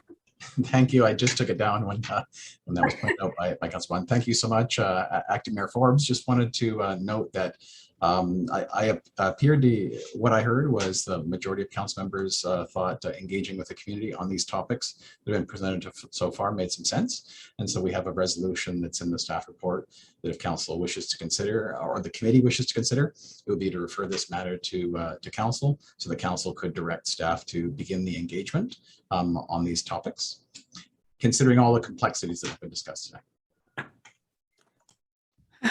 Well, I know that Mayor Little always says we don't make any decisions here at a workshop, so I'm not sure what he may want to do with this. If he wants to, he's going to come back to the meeting. We can always ask him then. We can leave it until after. It's the recommendation is simply referral to council for direction. But if you wish, we could have that considered at the end of the meeting. Yeah, let's leave it to the end of the meeting so we know. So, Acting Mayor Forbes? yes. Oh, I just didn't know if you saw my hand up because it's kind of hard to see. Oh, yeah, it's pale. Okay, go ahead.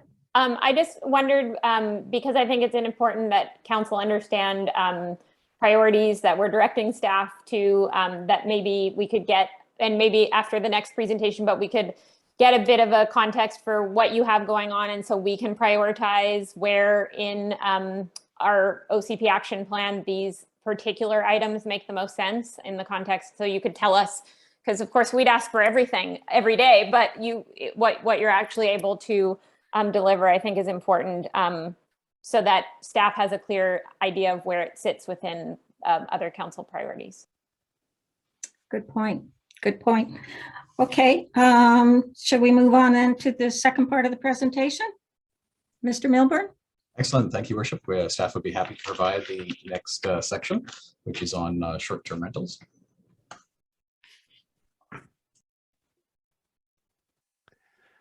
Yes, thank you, Council. Good evening. So for the final portion of our presentation this evening, I'll be giving a short overview of short-term rentals. I have 4 slides and it'll take approximately 5 minutes so we can get to the discussion in short order here. So short-term rentals refers to rental of a residential dwelling unit for a short period of time facilitated by online platforms such as Airbnb. And as we know, short-term rentals aren't currently permitted in the district. Council has discussed short-term rentals on 3 previous occasions. In 2017, staff presented to Council on the growing impact of short-term rentals in the district and were directed to initiate work on a regulatory framework. In 2018, staff presented on draft regulations and bylaws and were then directed to seek community input on the draft framework. And in 2019, staff reported back on the results of the public engagement, along with refined options based on that public input. At the 2019 workshop, Council expressed a desire to see short-term rentals referred to the Housing Task Force for feedback, and that was done in the fall of 2020. The task force shared the same primary concern related to short-term rentals as Council, which is that regulations should ensure the protection of long-term rental units. Since 2019, short-term rentals have continued to operate in the district. As illustrated by the map on the left, listings are numerous and distributed fairly evenly across the district. In contrast, the map on the right shows short-term rental complaints, which are not as numerous or widespread. We have several snapshots over the years of the number of listings in the district. In November 2019, shortly before the onset of the pandemic, there were 960 active listings. And by comparison, in December 2021, there were 520 listings. So this change over that period highlights the impact the pandemic has had on the demand for short-term rentals. Since 2013, a total of 76 complaints have been received related to short-term rental activities, and similar to listings, complaints have slowed significantly during the pandemic. Some other notable details on short-term rental complaints are 97% of complaints are regarding short-term rental listings in single-family properties. 60% of complaints are related to short-term rentals in suites, and 0 complaints have been received from within town or village centers. So licensing and regulating short-term rentals will help address complaints, establish community norms for operating short-term rentals, and generate revenue to support enforcement and education efforts.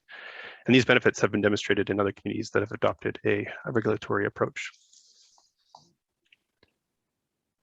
As mentioned in November 2019 at the Council workshop, staff put forward 3 options for Council's consideration. The 3 options differed based on the housing types in which the short-term rentals would be permitted. Option 1 was staff's recommendation and would have permitted short-term rentals in single-family dwellings, secondary suites, and coach houses. Option 2 was the most permissive of the 3 and would have permitted short-term rentals in all housing types, including multifamily dwellings. And option 3 was the most restrictive of the 3 and limited short-term rentals to single-family dwellings only. And this option matched the original draft regulatory framework presented to Council in 2018. The difference between staff recommendations in 2018 and 2019 was the inclusion of secondary suites and coach houses, and this change was based on the input received from the public. Each option shared above shared common regulatory framework criteria, such as a principal residence requirement, business license requirement, minimum parking standards, and maximum guest limits. Ryan, just before you move on, can I just have you clarify what does renters with owner permission mean? Is that in a multifamily context, single family context, or is that, or if you could just clarify that before you move on? Sure, that would be, it would depend on the option selected, but it'd be anywhere, any housing type where short-term rentals were considered, a renter potentially could get a short-term rental license should the owner give consent. So that could be a secondary suite or a coach house, or it could be a multifamily unit if they were a tenant of that unit. So it would really depend on the housing context. So it could apply to all. But this is a person renting a unit and then subletting the unit. So it's something that was intended to be long-term rental, and now we're turning it into short-term rental. And that is the recommended option for all of these? It was recommended option with the key caveat that a principal residence requirement would apply to all. So a principal residence requirement being the dwelling unit where somebody lives most of the year, pays their bills, receives government mail. So the occupant of a secondary suite where that is their primary residence under these guidelines would be permitted to get a short-term rental license with the permission of the owner. Oh, I think I better understand. I don't know why it would be advisable, but I think I better understand. So carry on. Okay. Yeah. Your worship, just to make sure that's really clear, what was anticipated was very similar to what Vancouver has. So this is essentially whether or not it's the owner living in the unit or a long-term renter. If they were to have a short-term renter come into the unit, it would not be like on a permanent basis. It would not be like on like running like a night by night. It would be either possibly during a period when they're off on holiday, or they're occupying it and they're providing a short-term rental for, say, a room while they're still occupying the unit. Okay, so it has to function under these rules, and very similar to other communities too. It has to function like a principal residence, whether or not it's a long-term rental situation or a principal home. And then they can have a short-term rental in that long-term unit. It just sounds like overwhelmingly it would be taking a long-term rental unit and converting it into a short-term with little benefit. So, but not necessarily. Okay. Yes. So yeah, again, just to quickly define how we previously defined the principal residence dwelling unit. I say it was where somebody lives most of the year, pays their bills, cooks their meals, and receives government mail. So in order to be eligible for a short-term rental license, that would have to be the case, whether you're a tenant or an owner. And you'll notice that these three options all would permit short-term renters to obtain short-term rental licenses with the permission of the owner. But it's important to note that the impact on renters would be quite different depending on the options, given that renters are more likely to occupy secondary suites, coach houses, and multifamily dwellings. So impact being the benefits of being the one listing the short-term rental unit. And this is important, I guess, when seeking to develop a policy that is both fair to owners and renters, and when looking to apply elements of the social equity implementation lens of the OCP action plan. And staff are not seeking council's preferred option at this time, but rather just to understand if we're missing any key pieces before moving ahead. It's staff's recommendation at this time to initiate public engagement on short-term rentals and report back to council with those results, and along with updated recommendations for a regulatory framework. Based on council input from 2019 and the Housing Task Force input from 2020, and because a considerable amount of time has passed since the public was engaged on this topic, staff feel it's important to re-engage the public and on this topic, and with a particular focus on these questions below. So number one, should short-term rentals be permitted in secondary suites and coach houses? Should short-term rentals be permitted in multifamily dwellings? And should short-term rental licenses be issued to renters in all housing types where short-term rentals are permitted? And again, just to reiterate, that principal residence requirement would apply in all cases above. And that brings us to the final slide of tonight's presentation. So again, to quickly recap, the objective for the short-term rental piece is to create a short-term rental regulatory framework, and staff recommend initiating community engagement and reporting back with findings and options for council's consideration. So again, we look forward to further discussion, and staff are here to answer any questions. Thank you. Okay, thank you. Councillor Hanson, your comments. Yeah, thank you very much. And thank you to the staff for their presentation. Short-term rentals is something I've struggled with, because on the face of it, as pointed out by Mayor Littleland, is questioning just moments ago.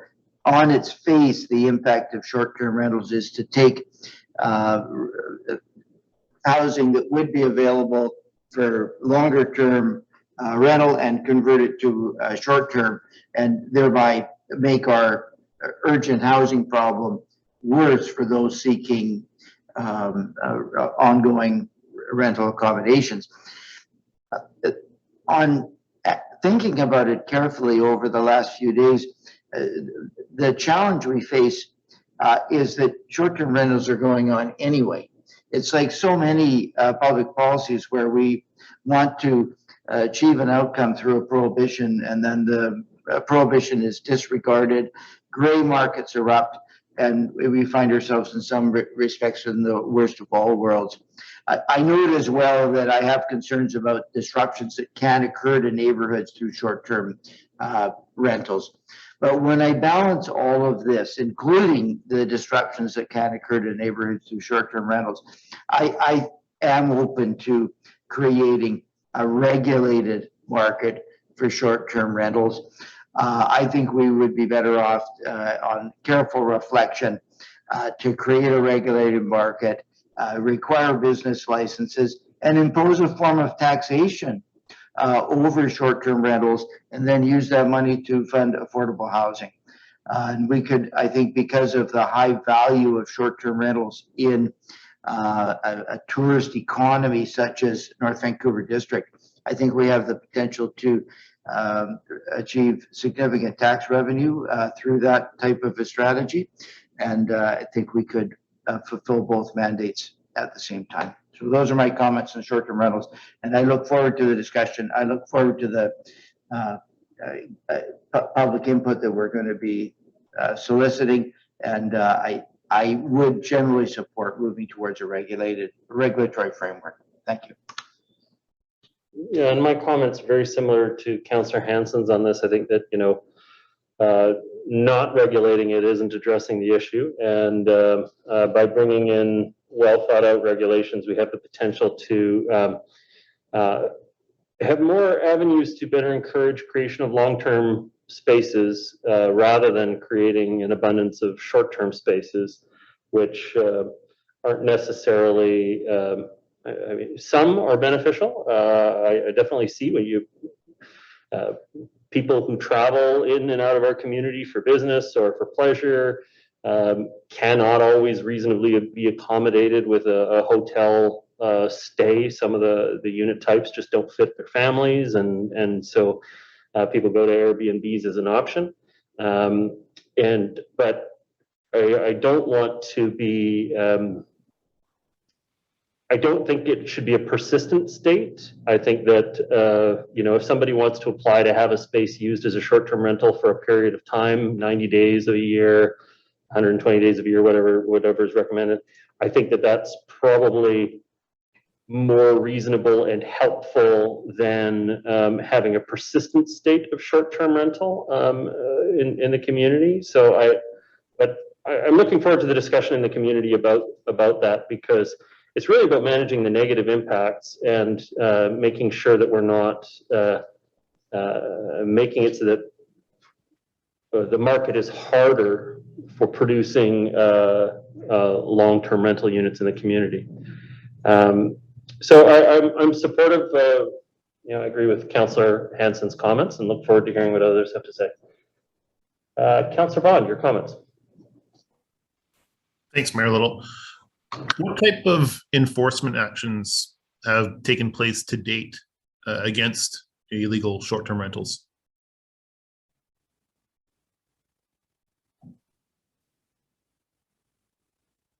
Your Worship. Mr. Milburn, I see your hand.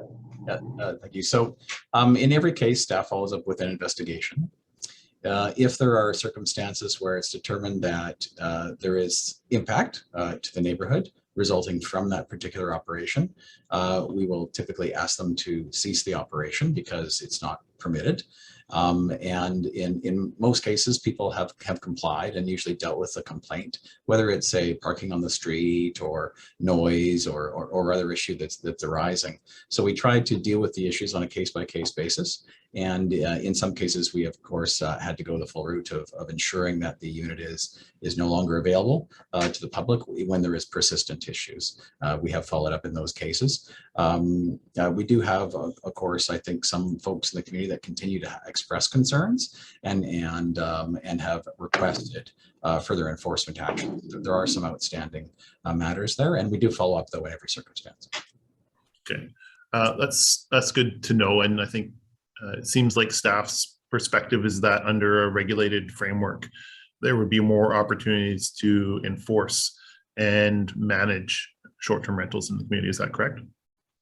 That's correct, Your Worship. One of the key issues that all the communities that have looked at regulating is ensuring there are sufficient resources in order to manage it, because there will be an additional resource demand from enforcement, and both in terms of public education, but also in terms of enforcement to deal with operators who aren't being consistent with the rules.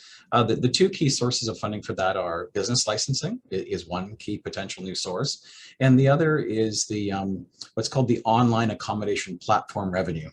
It was created in a negotiation settlement with Airbnb and the provincial government, and they have an agreement to distribute those funds through to, it's essentially whatever body collects the money, like the MRDT or the Municipal Regional District funds, like the hotel tax. So currently that is collected by the Tourism North Shore.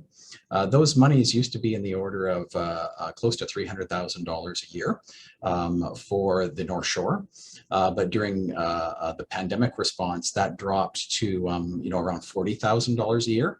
And so I in discussions with the Tourism North Shore, they're hoping that if council does see an opportunity to use some of that online accommodation platform revenue to assist with managing this issue or investing that in affordable housing to mitigate the potential impact of short-term rentals, that be done on a graduated basis because the tourism industry is still reeling from issues of the pandemic.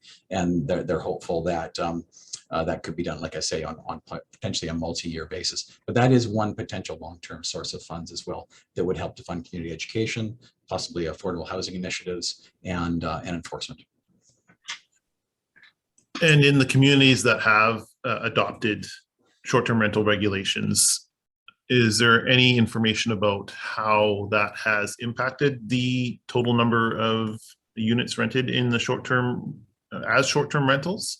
And if we did go forward with regulations on short-term rentals and allowed them in certain situations, would the district pursue more rigorous enforcement of those units that are not complying with the regulations? Obviously, it doesn't seem like if there's 500 unique listings, we're obviously not enforcing the existing regulations. How would that change for units and short-term rentals that do not comply under a new set of regulations? Thank you, Worship. For the communities that have gone through this kind of approach of, previously not permitting them and moving into a more permissive environment, but regulated, they found that I think close to the typical experience is 85% approximately of the units comply within a year in terms of getting business licenses and appropriate advertising and licensing and generally following the rules. But there remains to be often a persistent smaller group that does require usually some more intensive enforcement action. And of course, we would need to resource that, I think, if we're going to go to a regulatory approach. And the business licensing and the other sources of funds I mentioned would give us those resources in order that we could have an active enforcement approach just to seek out and address issues, as well as responding to complaints as they arise. Okay, and during the public engagement, it seems like we've moved past the question of whether or not short-term rentals will be permitted. That's not part of this. That's not a specific question that we're asking during this next upcoming public consultation. And even I don't think it seems like we moved past the point of whether they should be permitted in single family homes or not. That doesn't, at least in the three questions posted by Mr. Gilmore, that doesn't seem to be a question or not anymore. What I'm wondering is, during the public engagement, will we also be collecting data on the respondents? It would be interesting and helpful to know the perspectives of, say, an owner, a homeowner, or a resident that lives in a secondary suite, or a renter, or a renter in a multifamily housing situation, so that we can not just, as you mentioned, Mr. Milburn, manage as the mayor mentioned, manage the impacts, but also distribute the potential benefits of having short-term rental regulations. I think that would be useful and informative for council's discussion. Thank you, Worship. And yes, receiving input from all potentially affected individuals would be a key to the engagement exercise. And we do often, especially when we do surveys and online surveys or direct surveys, we do ask for some demographic information so they can provide us some background as to who they are and what perspective they might be coming from. However, those are voluntary. And of course, folks are free to answer that question or not, but we will often try to collect that information if it's provided voluntarily. And maybe just a final thought, I think maybe it's along the lines of what Mayor Little and Councillor Hanson said in terms of regulating. I think a regulated market and having regulations obviously allows us better management of a situation that is occurring in our community right now.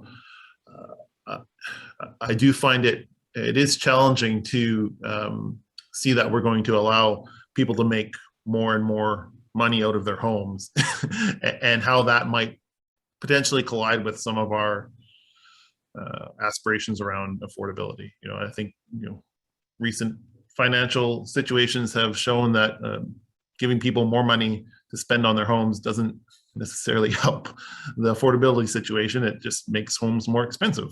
And I know there's been research done in other jurisdictions, not just locally, but worldwide, about the impact of Airbnb on both rental costs, but also the cost of housing generally. And I think that should also inform the policies and the regulations that we put in place. Okay. Thank you very much, Councillor. Councillor Murray. Why couldn't we allow both? Before it was we only were able to allow a small business or a secondary suite. And then a council ago, we discussed that we would allow a small business, say an accounting business, or maybe a hairdresser with one chair, a bookkeeper, somebody that did data entry. Something that was not allowing a bunch of customers coming to a single family home. Why couldn't we allow a secondary suite and a small business, a secondary suite and a bed and breakfast, a room, with the bathroom and a little microwave and a coffee pot? Isn't that what a hotel room is? So you can do both. Maybe there's certain neighborhoods that are more conducive to that. That is gentle densification. I do think, Mr. Milburn, I think you said that currently Tourism North Shore is collecting funds in regards to Airbnb. Isn't that funny that we don't allow short-term, but they're collecting money on short-term Airbnb and we don't allow it? Well, the province is collecting it and then they're distributing it. Are they collecting it from us? They're collecting it from the Airbnb operators in the district. Yep, and then they're distributing that to the operators that are identified in the act. So I think that we need to look at, there are neighborhoods that could be conducive to supporting uses within a single family home that, were not impactful, but still offered an array of housing. I find it curious, like I think Mayor Little found it curious that we would be allowing Airbnbs and secondary suites when we're trying to create more secondary suites for long-term housing. Now, in that regard, the film industry, for example, relies on a lot of these Airbnb units for their short-term needs when they're bringing people up, crews up from the States. And so, an 8-month shoot, a 10-month shoot, maybe longer on a series, they would go back to those operators, on a regular basis and use them, and then they would be opened up again. So I think maybe there has to be some sort of a way to, structure that form of support for the film industry, because we're very supportive of the film industry. I think where most of the complaints have come from has been in whole houses being rented out. I know there was one down on Riverside. There was one down in Strathcona. There was another one up in Lynn Valley. They were being rented out, and they were having, I think one we actually took to court a couple of councils ago when they were having conventions in a single family house. And the neighborhood was complaining because the number of cars that were arriving regularly en masse. So I see no reason why we couldn't allow a homeowner to have a suite. We're encouraging larger suites. Maybe it's a regular size suite and then a single room bed, what used to be called a bed and breakfast. That was a gentle way to accommodate tourists, but not take up that very important long-term rental unit in the community. So I think we have to have that discussion to see what flexibility there is. And, I think the primary, issue, if we're always talking about housing as such a, it's the housing crisis. It seems that if we're in a crisis, it seems a bit contradictory for us to turn around and say that Airbnbs can take over that critical housing supply. I'm not sure how we rectify, I don't know where that came from. And I think Vancouver originally started out not wanting to include secondary suites as an Airbnb opportunity. I believe that was one of the discussions they had. I guess their council went in a different direction. Okay. Mr. Milburn, you have a response? Thank you, Worship. Just wanted to make the note that it really is an important point that Councillor Mary raises about the compounding of multiple uses within a single family home. And if we look back to the, the regulations that council has allowed in the past, such as, to allow bed and breakfast, there's always that question about, okay, so what does that mean in terms of the number of home occupations that could be allowed in a home with a bed and breakfast, as well as how many boarders could also be in the principal dwelling. So there is a compounding discussion that I think absolutely we would want to encourage a conversation in the community on if council directs us down this path of having a consultation, because there can be a compounding impact if you have compounding uses as well. So something to consider. But just on that, because we always allow Mr. Milburn to comment on our comments, so I'm going to comment on his comment. So just on that compounding impact, I mean, you could say the same thing about densification in regards to duplexes, triplexes, fourplexes, multifamily, whatever. I mean, there's a compounding effect on everything. My point was years ago, before you were in the position that you're in, we had a situation where we had a couple, and I think it's really important to remember that people don't put basement suites in their homes because they want to have tenants. They do it traditionally because they like the revenue to be able to help with their mortgage, right? And the same with Airbnb, although Airbnb is a little bit more flush because you can get $350 a night as opposed to $1,500 a month. But the problem was we had a business. It was a young couple and they had a basement suite, but they also had a little one-man gardening operation where they parked the truck in the driveway. And then the partner was an accountant just at home, was bothering no one. There was no impact on the neighborhood. All the cars were on the property. The business wasn't bothering anyone. The husband's business left every day, went and gardened, then came back. And his wife was at home. She had an accounting business. She had a computer. That was it. All of her work was done through computer. And they had a suite. So they were self-employed. And our regulations didn't allow that because it was a suite and a business operating at the same time. So our perspective at that point was do no harm, right? Do no harm. If there's no harm in the neighborhood, it's not negatively impacting anybody. Why can't we consider that? Now, at the same time, we also considered, because we used to require the homeowner to live in the house if there was a suite to be rented. That used to be part of our policy. And then we said, well, no, we get it. Sometimes people want to buy a house as an investment and they can rent out the top floor and the bottom floor. So we said, as long as there were no complaints in the neighborhood, then we would allow the owner not be required to live in the house if they were going to rent it. And I have to say, we have had complaints over the years. Generally, nothing happens. We've had actually a few repetitive complaints, again, one in Lynn Valley, one in Seymour, where that come to mind, that there were multiple complaints where landlords were absentee. They didn't look after the yard. They had multiple people living in the house. There was like whole neighborhoods were the whole neighborhood was complaining. I think Mayor Little, you were brought into it at one point when you were first elected in Blue Ridge, and nothing happened.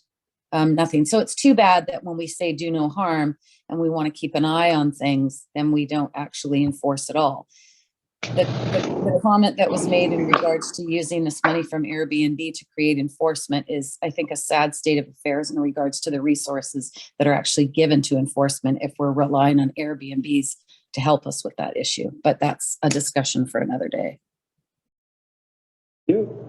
Councillor Kern, your comments? Thanks. Just a couple questions.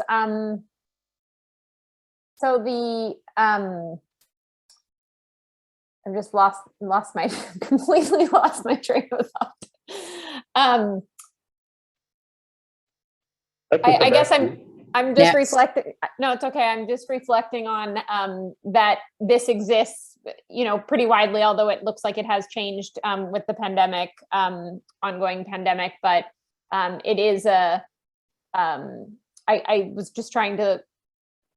I agree with regulating it because it exists and that there's probably benefits to doing so, but I have challenges with the gig economy and specifically around Airbnb. I do think that Ms. Atva, I liked your commentary around place-based, you know, and how important that is. And I think in this community that there probably is a place for some, because of the fact that we do have a lack of hotel space, like there isn't a lot of places, a lot of hotel space. So I would like to see this in the context of that, because I think that is important.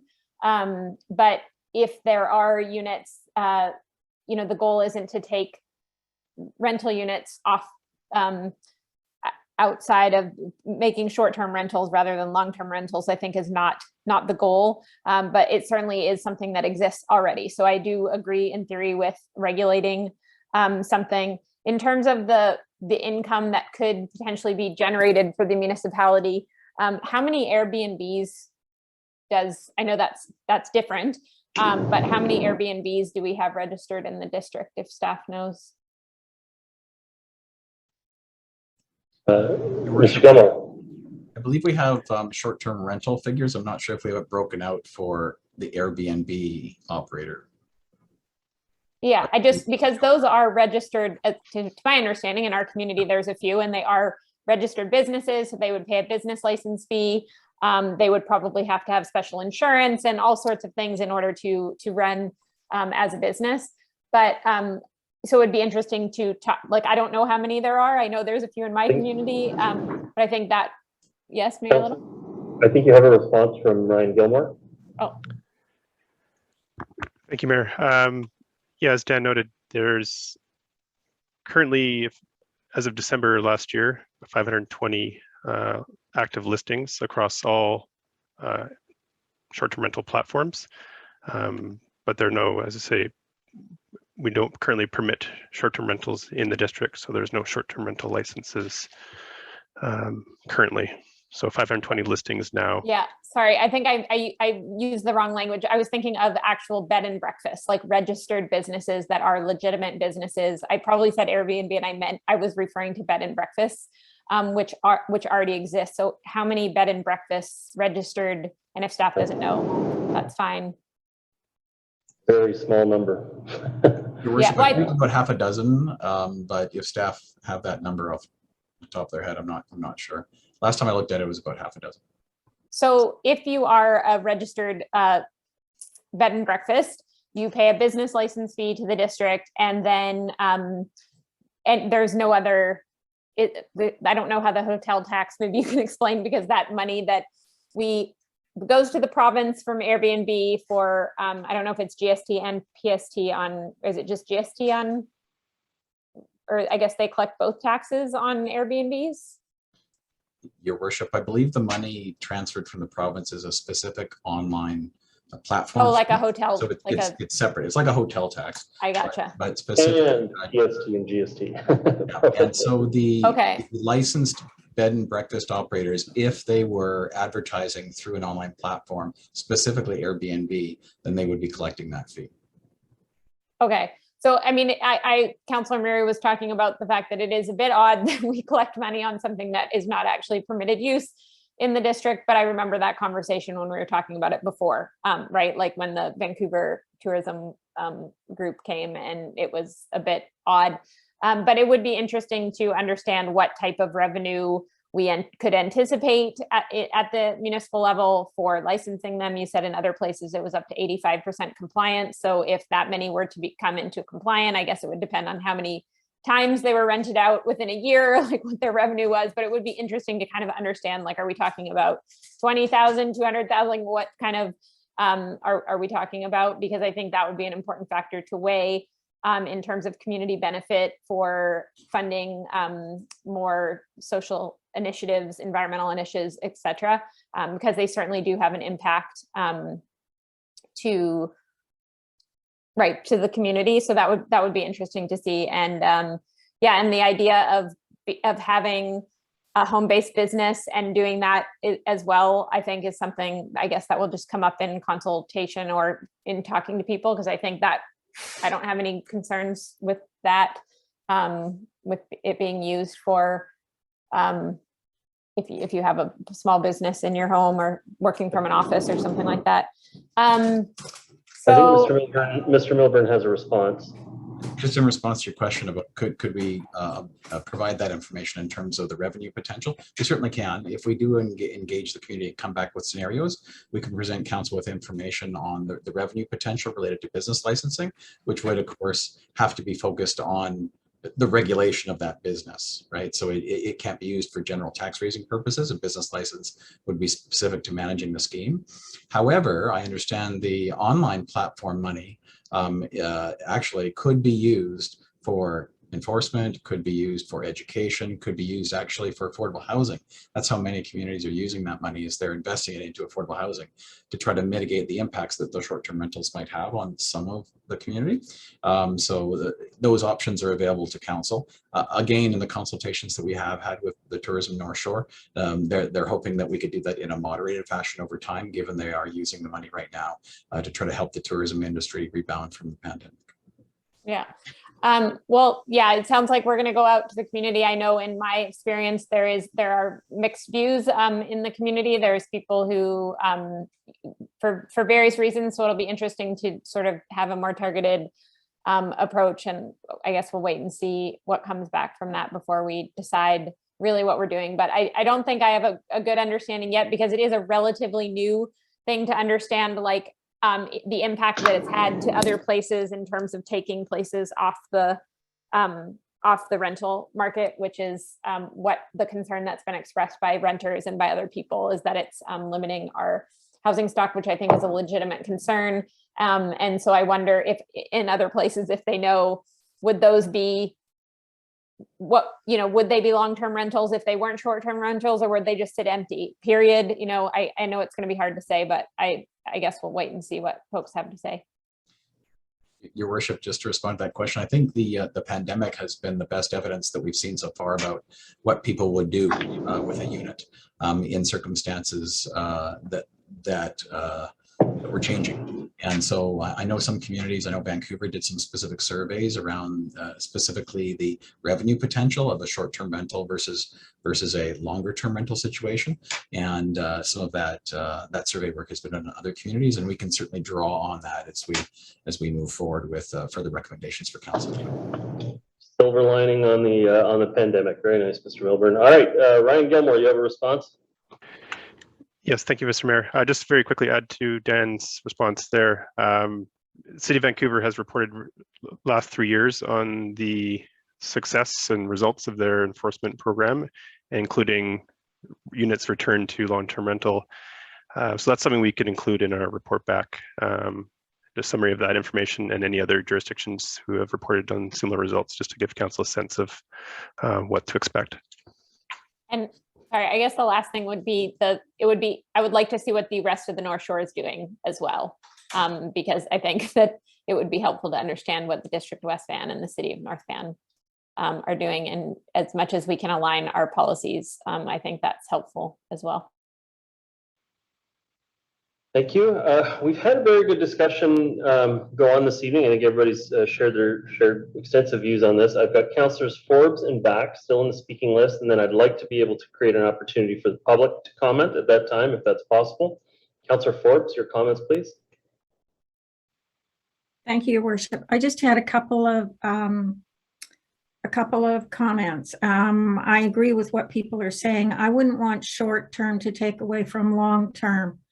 And so that would be very high on my list of priorities. The other thing is, as I mentioned, probably when you were out of the room, Mayor, I was concerned about infrastructure keeping up with increasing housing in the district. And we have parking problems now in different areas. So I really would like us to make sure that we consider that if we start, because we're restricting parking in some places. And then if we restrict parking in a neighborhood, say you can have short-term and you can have a business and you can have a suite, I don't know. I think we're working against ourselves. So I really hope that we pay attention to that kind of impact on a neighborhood. And the one other thing there's something else I was going to say about the short term and I can't remember it, but I wanted to get you just to let you know that as we moved on to the second part of this workshop, when you stepped away, we didn't do anything with the resolutions. We were going to wait till the end of the meeting, and you can guide us on what you want to do with the resolutions. Thank you. Got it. Thank you. Councillor Back. Thanks, Your Worship. Very short comment. Much has been said, and I agree with many of the comments that have been made. The horse has left the barn a long time ago, I think, on short-term rentals, and I do support some sort of regulated framework. Let's look across the region and see what other municipalities are doing, and certainly across the North Shore. It would be nice if we were aligned to some degree on what we're permitting as far as short-term rentals. Interested to hear what the public has to say as we go to more of an engagement phase with this. But yeah, I do support some regulation and the direction it's going. Thank you. Thank you, Councillor Back. Thank you, Council. We do have one member of the public signed up to speak, and then once that member of the public has spoken, I'll see if other people who are still participating would like to add their comments. But the first speaker I have is Peter Teven, and then I note Mitch and Corey Cost over on the as virtual participants. If we could have them moved over as panelists, we'll get ready to hear their comments as well.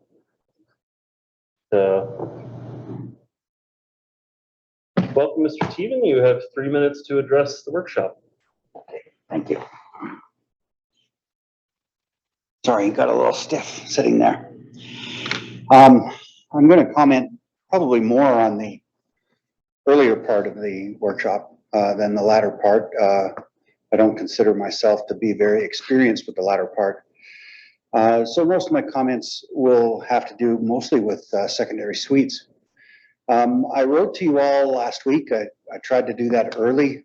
Not sure if any members of council had a chance to read it. I know staff did, and I got some feedback from Ms. Daly, and I am grateful for that.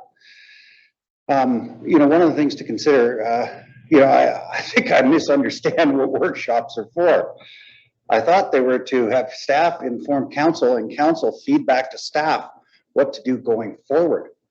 What I think I've heard here tonight is either a rehash of the 2.5-year targeted OCP review that apparently a number of you are not so happy with, or a bunch of pulpit speaking about what the election will be about. What I didn't hear is how to make it easier to get a secondary suite built. You know, and the curious question would be, do any of council host basement or secondary suites in their homes now? Because I do. And that's what my letter to you was right now, the idea of the current District of North Vancouver secondary suite program in any way providing an incentive for homeowners to provide affordable housing to people is completely disassociated. It is a hurdle. It is painful to get done. It is an obstacle, the current process to getting more secondary suites. So I certainly encourage you to engage with the public, and the first place to start is the hosts who have chosen to build legal conforming secondary suites in their homes. You know, what I've listened to tonight is positioning that seems to equate single family home ownership and zoning to racism. I think that is reprehensible, quite frankly. That is the positioning of the conversation. I grew up in the west side of Vancouver, and I couldn't afford to live there when I first became a homeowner, so I moved here. I now have a granddaughter who lives 2 hours and 45 minutes away. Believe me, I understand the issues. But we, the people, can help you truly fashion a process that will incentivize secondary suites. And it starts with your process, it's not with ours. Thank you. Thank you, Mr. Teevan. Next speaker I have is Mitch. Hello, hi, I'm actually Emma, and my pronouns are she and her. I'm just on my husband's Zoom account, and Welcome, Emma. I couldn't Yes. figure out how to change. Usually I can change it pretty easily, but so I was calling. I've connected with a couple of the different councillor members earlier this week, and I was calling, or I was listening to this whole process, and one thing that I was hoping to hear about, or hope that you guys can consider, is allowing a bylaw similar to what the North Vancouver City has, which allows 2 kitchen cooking facilities within one single family home where a family's actually sharing it. So I'm a millennial, I'm 36, and my husband and I and my sister and her husband bought a house together, and in Upper Lonsdale, and it had a suite that wasn't official. And so we're currently going through the process of trying to make it official. But we did think that it would have been so much easier to just share the space as a family, which is what we want. I've got 2 kids, she's got a child. And so I think that would be something that would be really helpful for people. I also wanted to say, the parking issues. I know, I live in Upper Lonsdale, and I for the 4 adults that live in this house, we have 2 small cars, and we have an issue with putting in parking at the moment because there's also some trees that we want to preserve. But there's tons and tons of, I feel like personally, I want to move away from prioritizing cars so much. I would prefer to bike or walk or take transit. And I actually grew up on this street and, took transit to Emily Carr for many years. My sisters didn't get their licenses until their mid-20s, because we just were actually in Upper Lonsdale with, it could be much, much better transit, but we have very easy access to the Quay, where there's obviously lots of transportation options. But also, since moving back and having young children, I've realized how much more walkable the distances are if there was better infrastructure. So I regularly walk to Lynn Valley, to Edgemont, to Westview, up and down Lonsdale. And I think that Upper Lonsdale in particular is an amazing opportunity for much more density and a much more walkable community. And I just feel we absolutely couldn't be living in the neighborhood that we live in now if we weren't sharing this house. And even still, it's extremely expensive. But it is at least I would love to see more families being able to live here and have access to outdoors and enjoy this community. Thanks. Great. Thank you so much for your comments, Emma. The next speaker I have is Corey Cost. Good evening, Your Worship and members of council. Can you hear me? Yes, I can. Welcome. You have 3 minutes to address the workshop. There's just some sparse comments. Why is it? It never seems to be stated anywhere, and it doesn't state in the report that duplex and triplex and fourplexes are not permitted in single-family zones, or they were never done in the last 45 years I've lived here. No thought about it. On the more than 50% use of the home for rental, the CRA federal rules are quite clear that you would lose the principal home designation, which results in quite a large tax hit should you decide to sell the home later on. when it's used for more than 50%. But the question that is not clear and should have been answered is it 50% of the allowed building space, potential building space, or is it 50% of what actually exists? That's an important distinction. It should be made clear. About the greenhouse gases, about the way people move around, being 40 to 60% of the greenhouse gases, I am very suspicious of that number, and I would have council and staff check that. I think it's much less than that. Certainly foods, flying, and other things have a lot to do with the greenhouse gas emissions. As opposed to the councillor saying we should address historical inequities, you can do that as long as you do not expropriate or compensate appropriately. Historically, the current single-family home residents had a very hard time purchasing their homes, as I did with our family. We waited for the baby bonus to come at the end of the month just to make our ends meet. We sacrificed and they sacrificed a lot. And now you want to take that away from them. I think that's unfair. On the issue of regulating markets, short-term rentals, there will still be unregulated short-term rentals, even though you put in all the regulations. So that undercuts the rationale that one councillor made that swung the deal for marketing of a regulated market.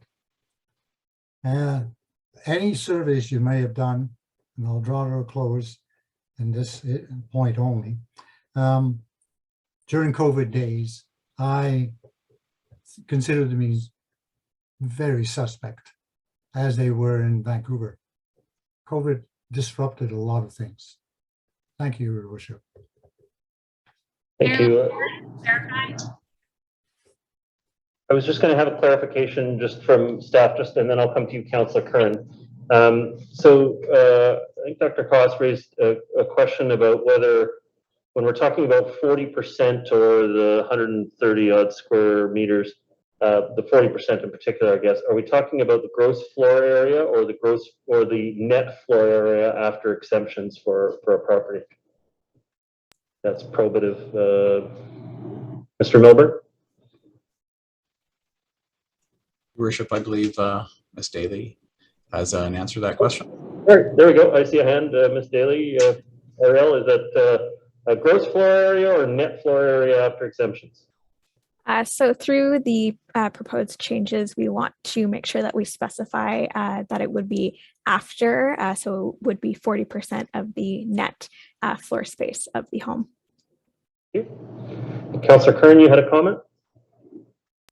Yeah, thank you. Just to Dr. Costa, I'll send you the IPCC report. What I was quoting from, and if I didn't indicate that it's the indicative potential of demand side strategies across all sectors to reduce emissions is 40 to 70%. So I was talking about the demand side of things, not the specificity of transportation or I think our wires are crossed, but I'm happy to send you the report that I was quoting from to clarify. Thank you. You have a 2,600-page document headed your way. Mr. Craver, you had a comment? But just so. Mr. Craver, do you have a comment? Thank you, Your Worship.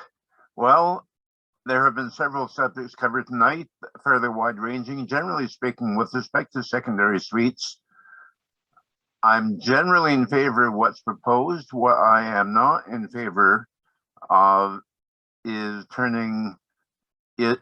allowing both coach houses and secondary suites on the same property. My son had the interesting experience out in Burnaby of living in a house that was entirely broken into suites. There were about 5 or 6 of them in one house, roughly 2,400 square feet, and I would not recommend his experience.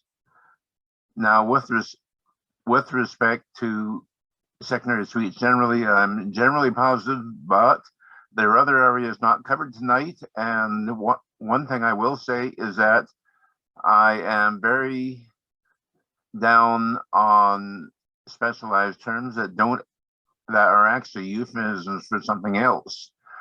Small SLIAs tend to involve rezonings, and I think the mayor made an excellent point about with respect to possible land assembly. Land assembly is not allowed everywhere, but where it is, I can definitely see the impact against it.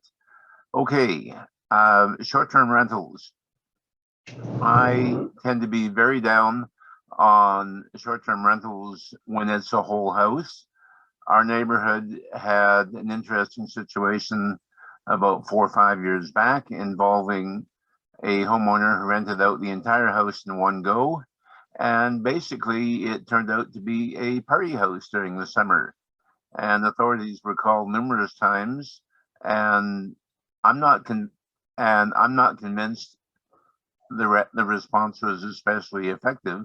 What I do know is that obviously the homeowner was getting bothered enough times that he eventually sold the house and moved out of the neighborhood. And frankly, a great sigh of relief from the entire neighborhood was heard at that point. So on the other hand, I have stayed in short-term rentals myself, and while properly managed, properly regulated, they can be a positive thing. But again, I believe it was Councillor Murray who said something about the major problem being when the entire houses were being rented short-term, and I agree with that. For myself, I haven't decided which way I would want to go for our own situation. Certainly my plans have taken a double take in the last month or so, and we're currently finding out what way we want to go from here. But thank you for your time, and I think you're generally on the right track, but the devil is always in the details, and you've got a lot of details yet to work out. Thank you, Mr. Mayor. Thank you, Mr. Craver, for your comments. So council, we normally with workshops, I resist having official directions and motions, and we tend to try to force that back into the regular meeting of council so that we're doing it under the proper form of giving direction to staff. In our discussions this morning and preparing for this meeting, Mr. Milburn was insistent that we need to get direction on this issue of whether we can go to the public and then return the matter to a regular meeting of council. So they want to be able to have the ability to go and engage the community to find out the public's interest in this matter. And then this is not a policy decision that would be taking place tonight. This would be referred back to a regular meeting of council with the benefit of the public input in the process. And then council would be making the further decision at that point. And I thought that was a reasonable exemption to our normal way of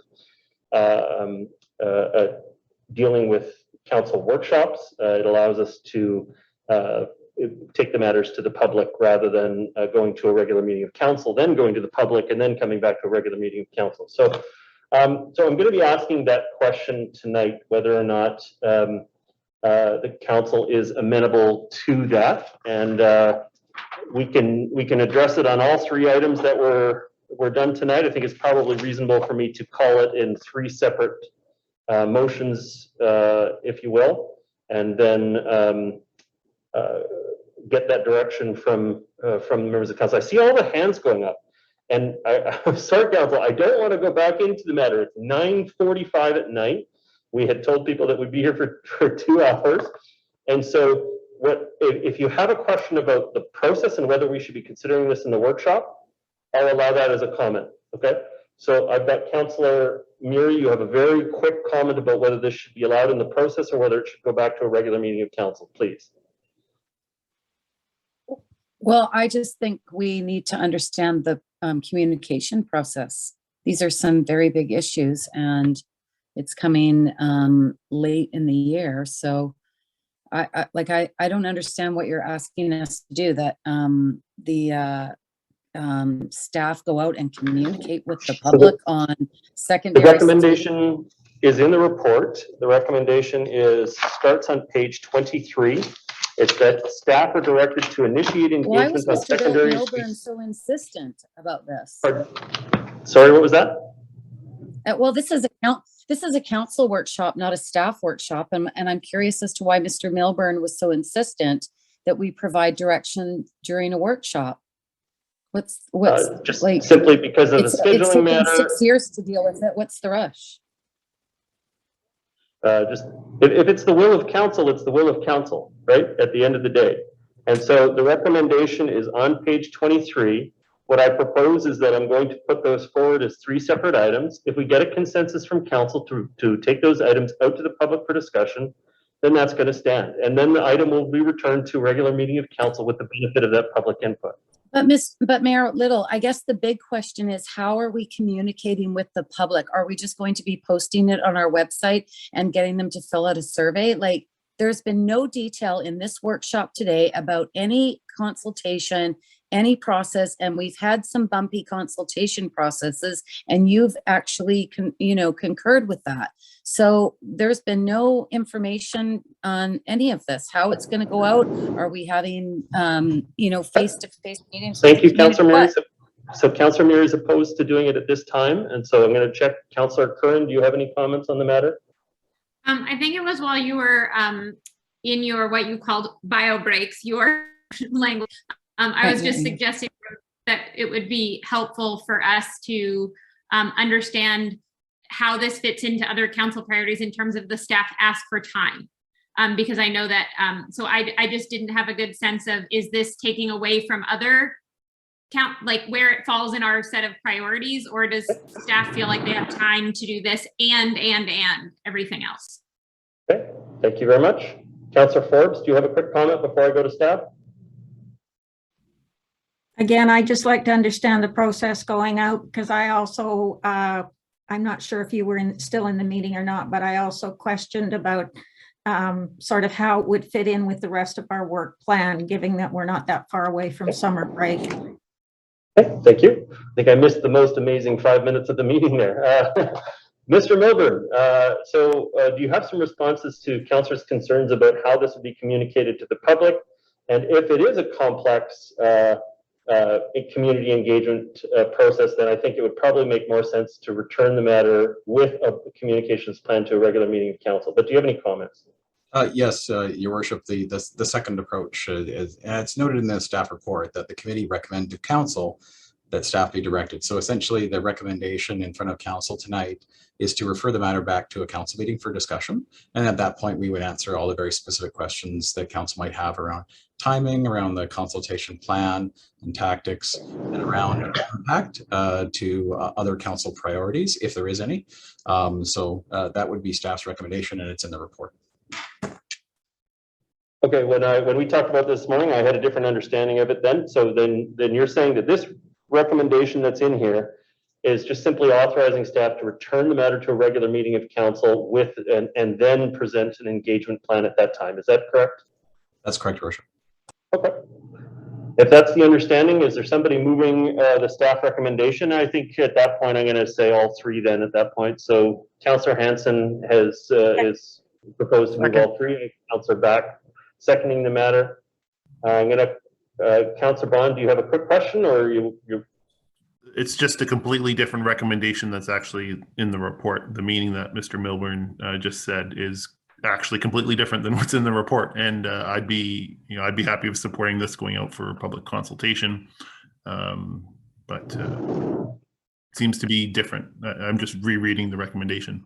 Maybe you see the same thing that I do, Mayor Little, but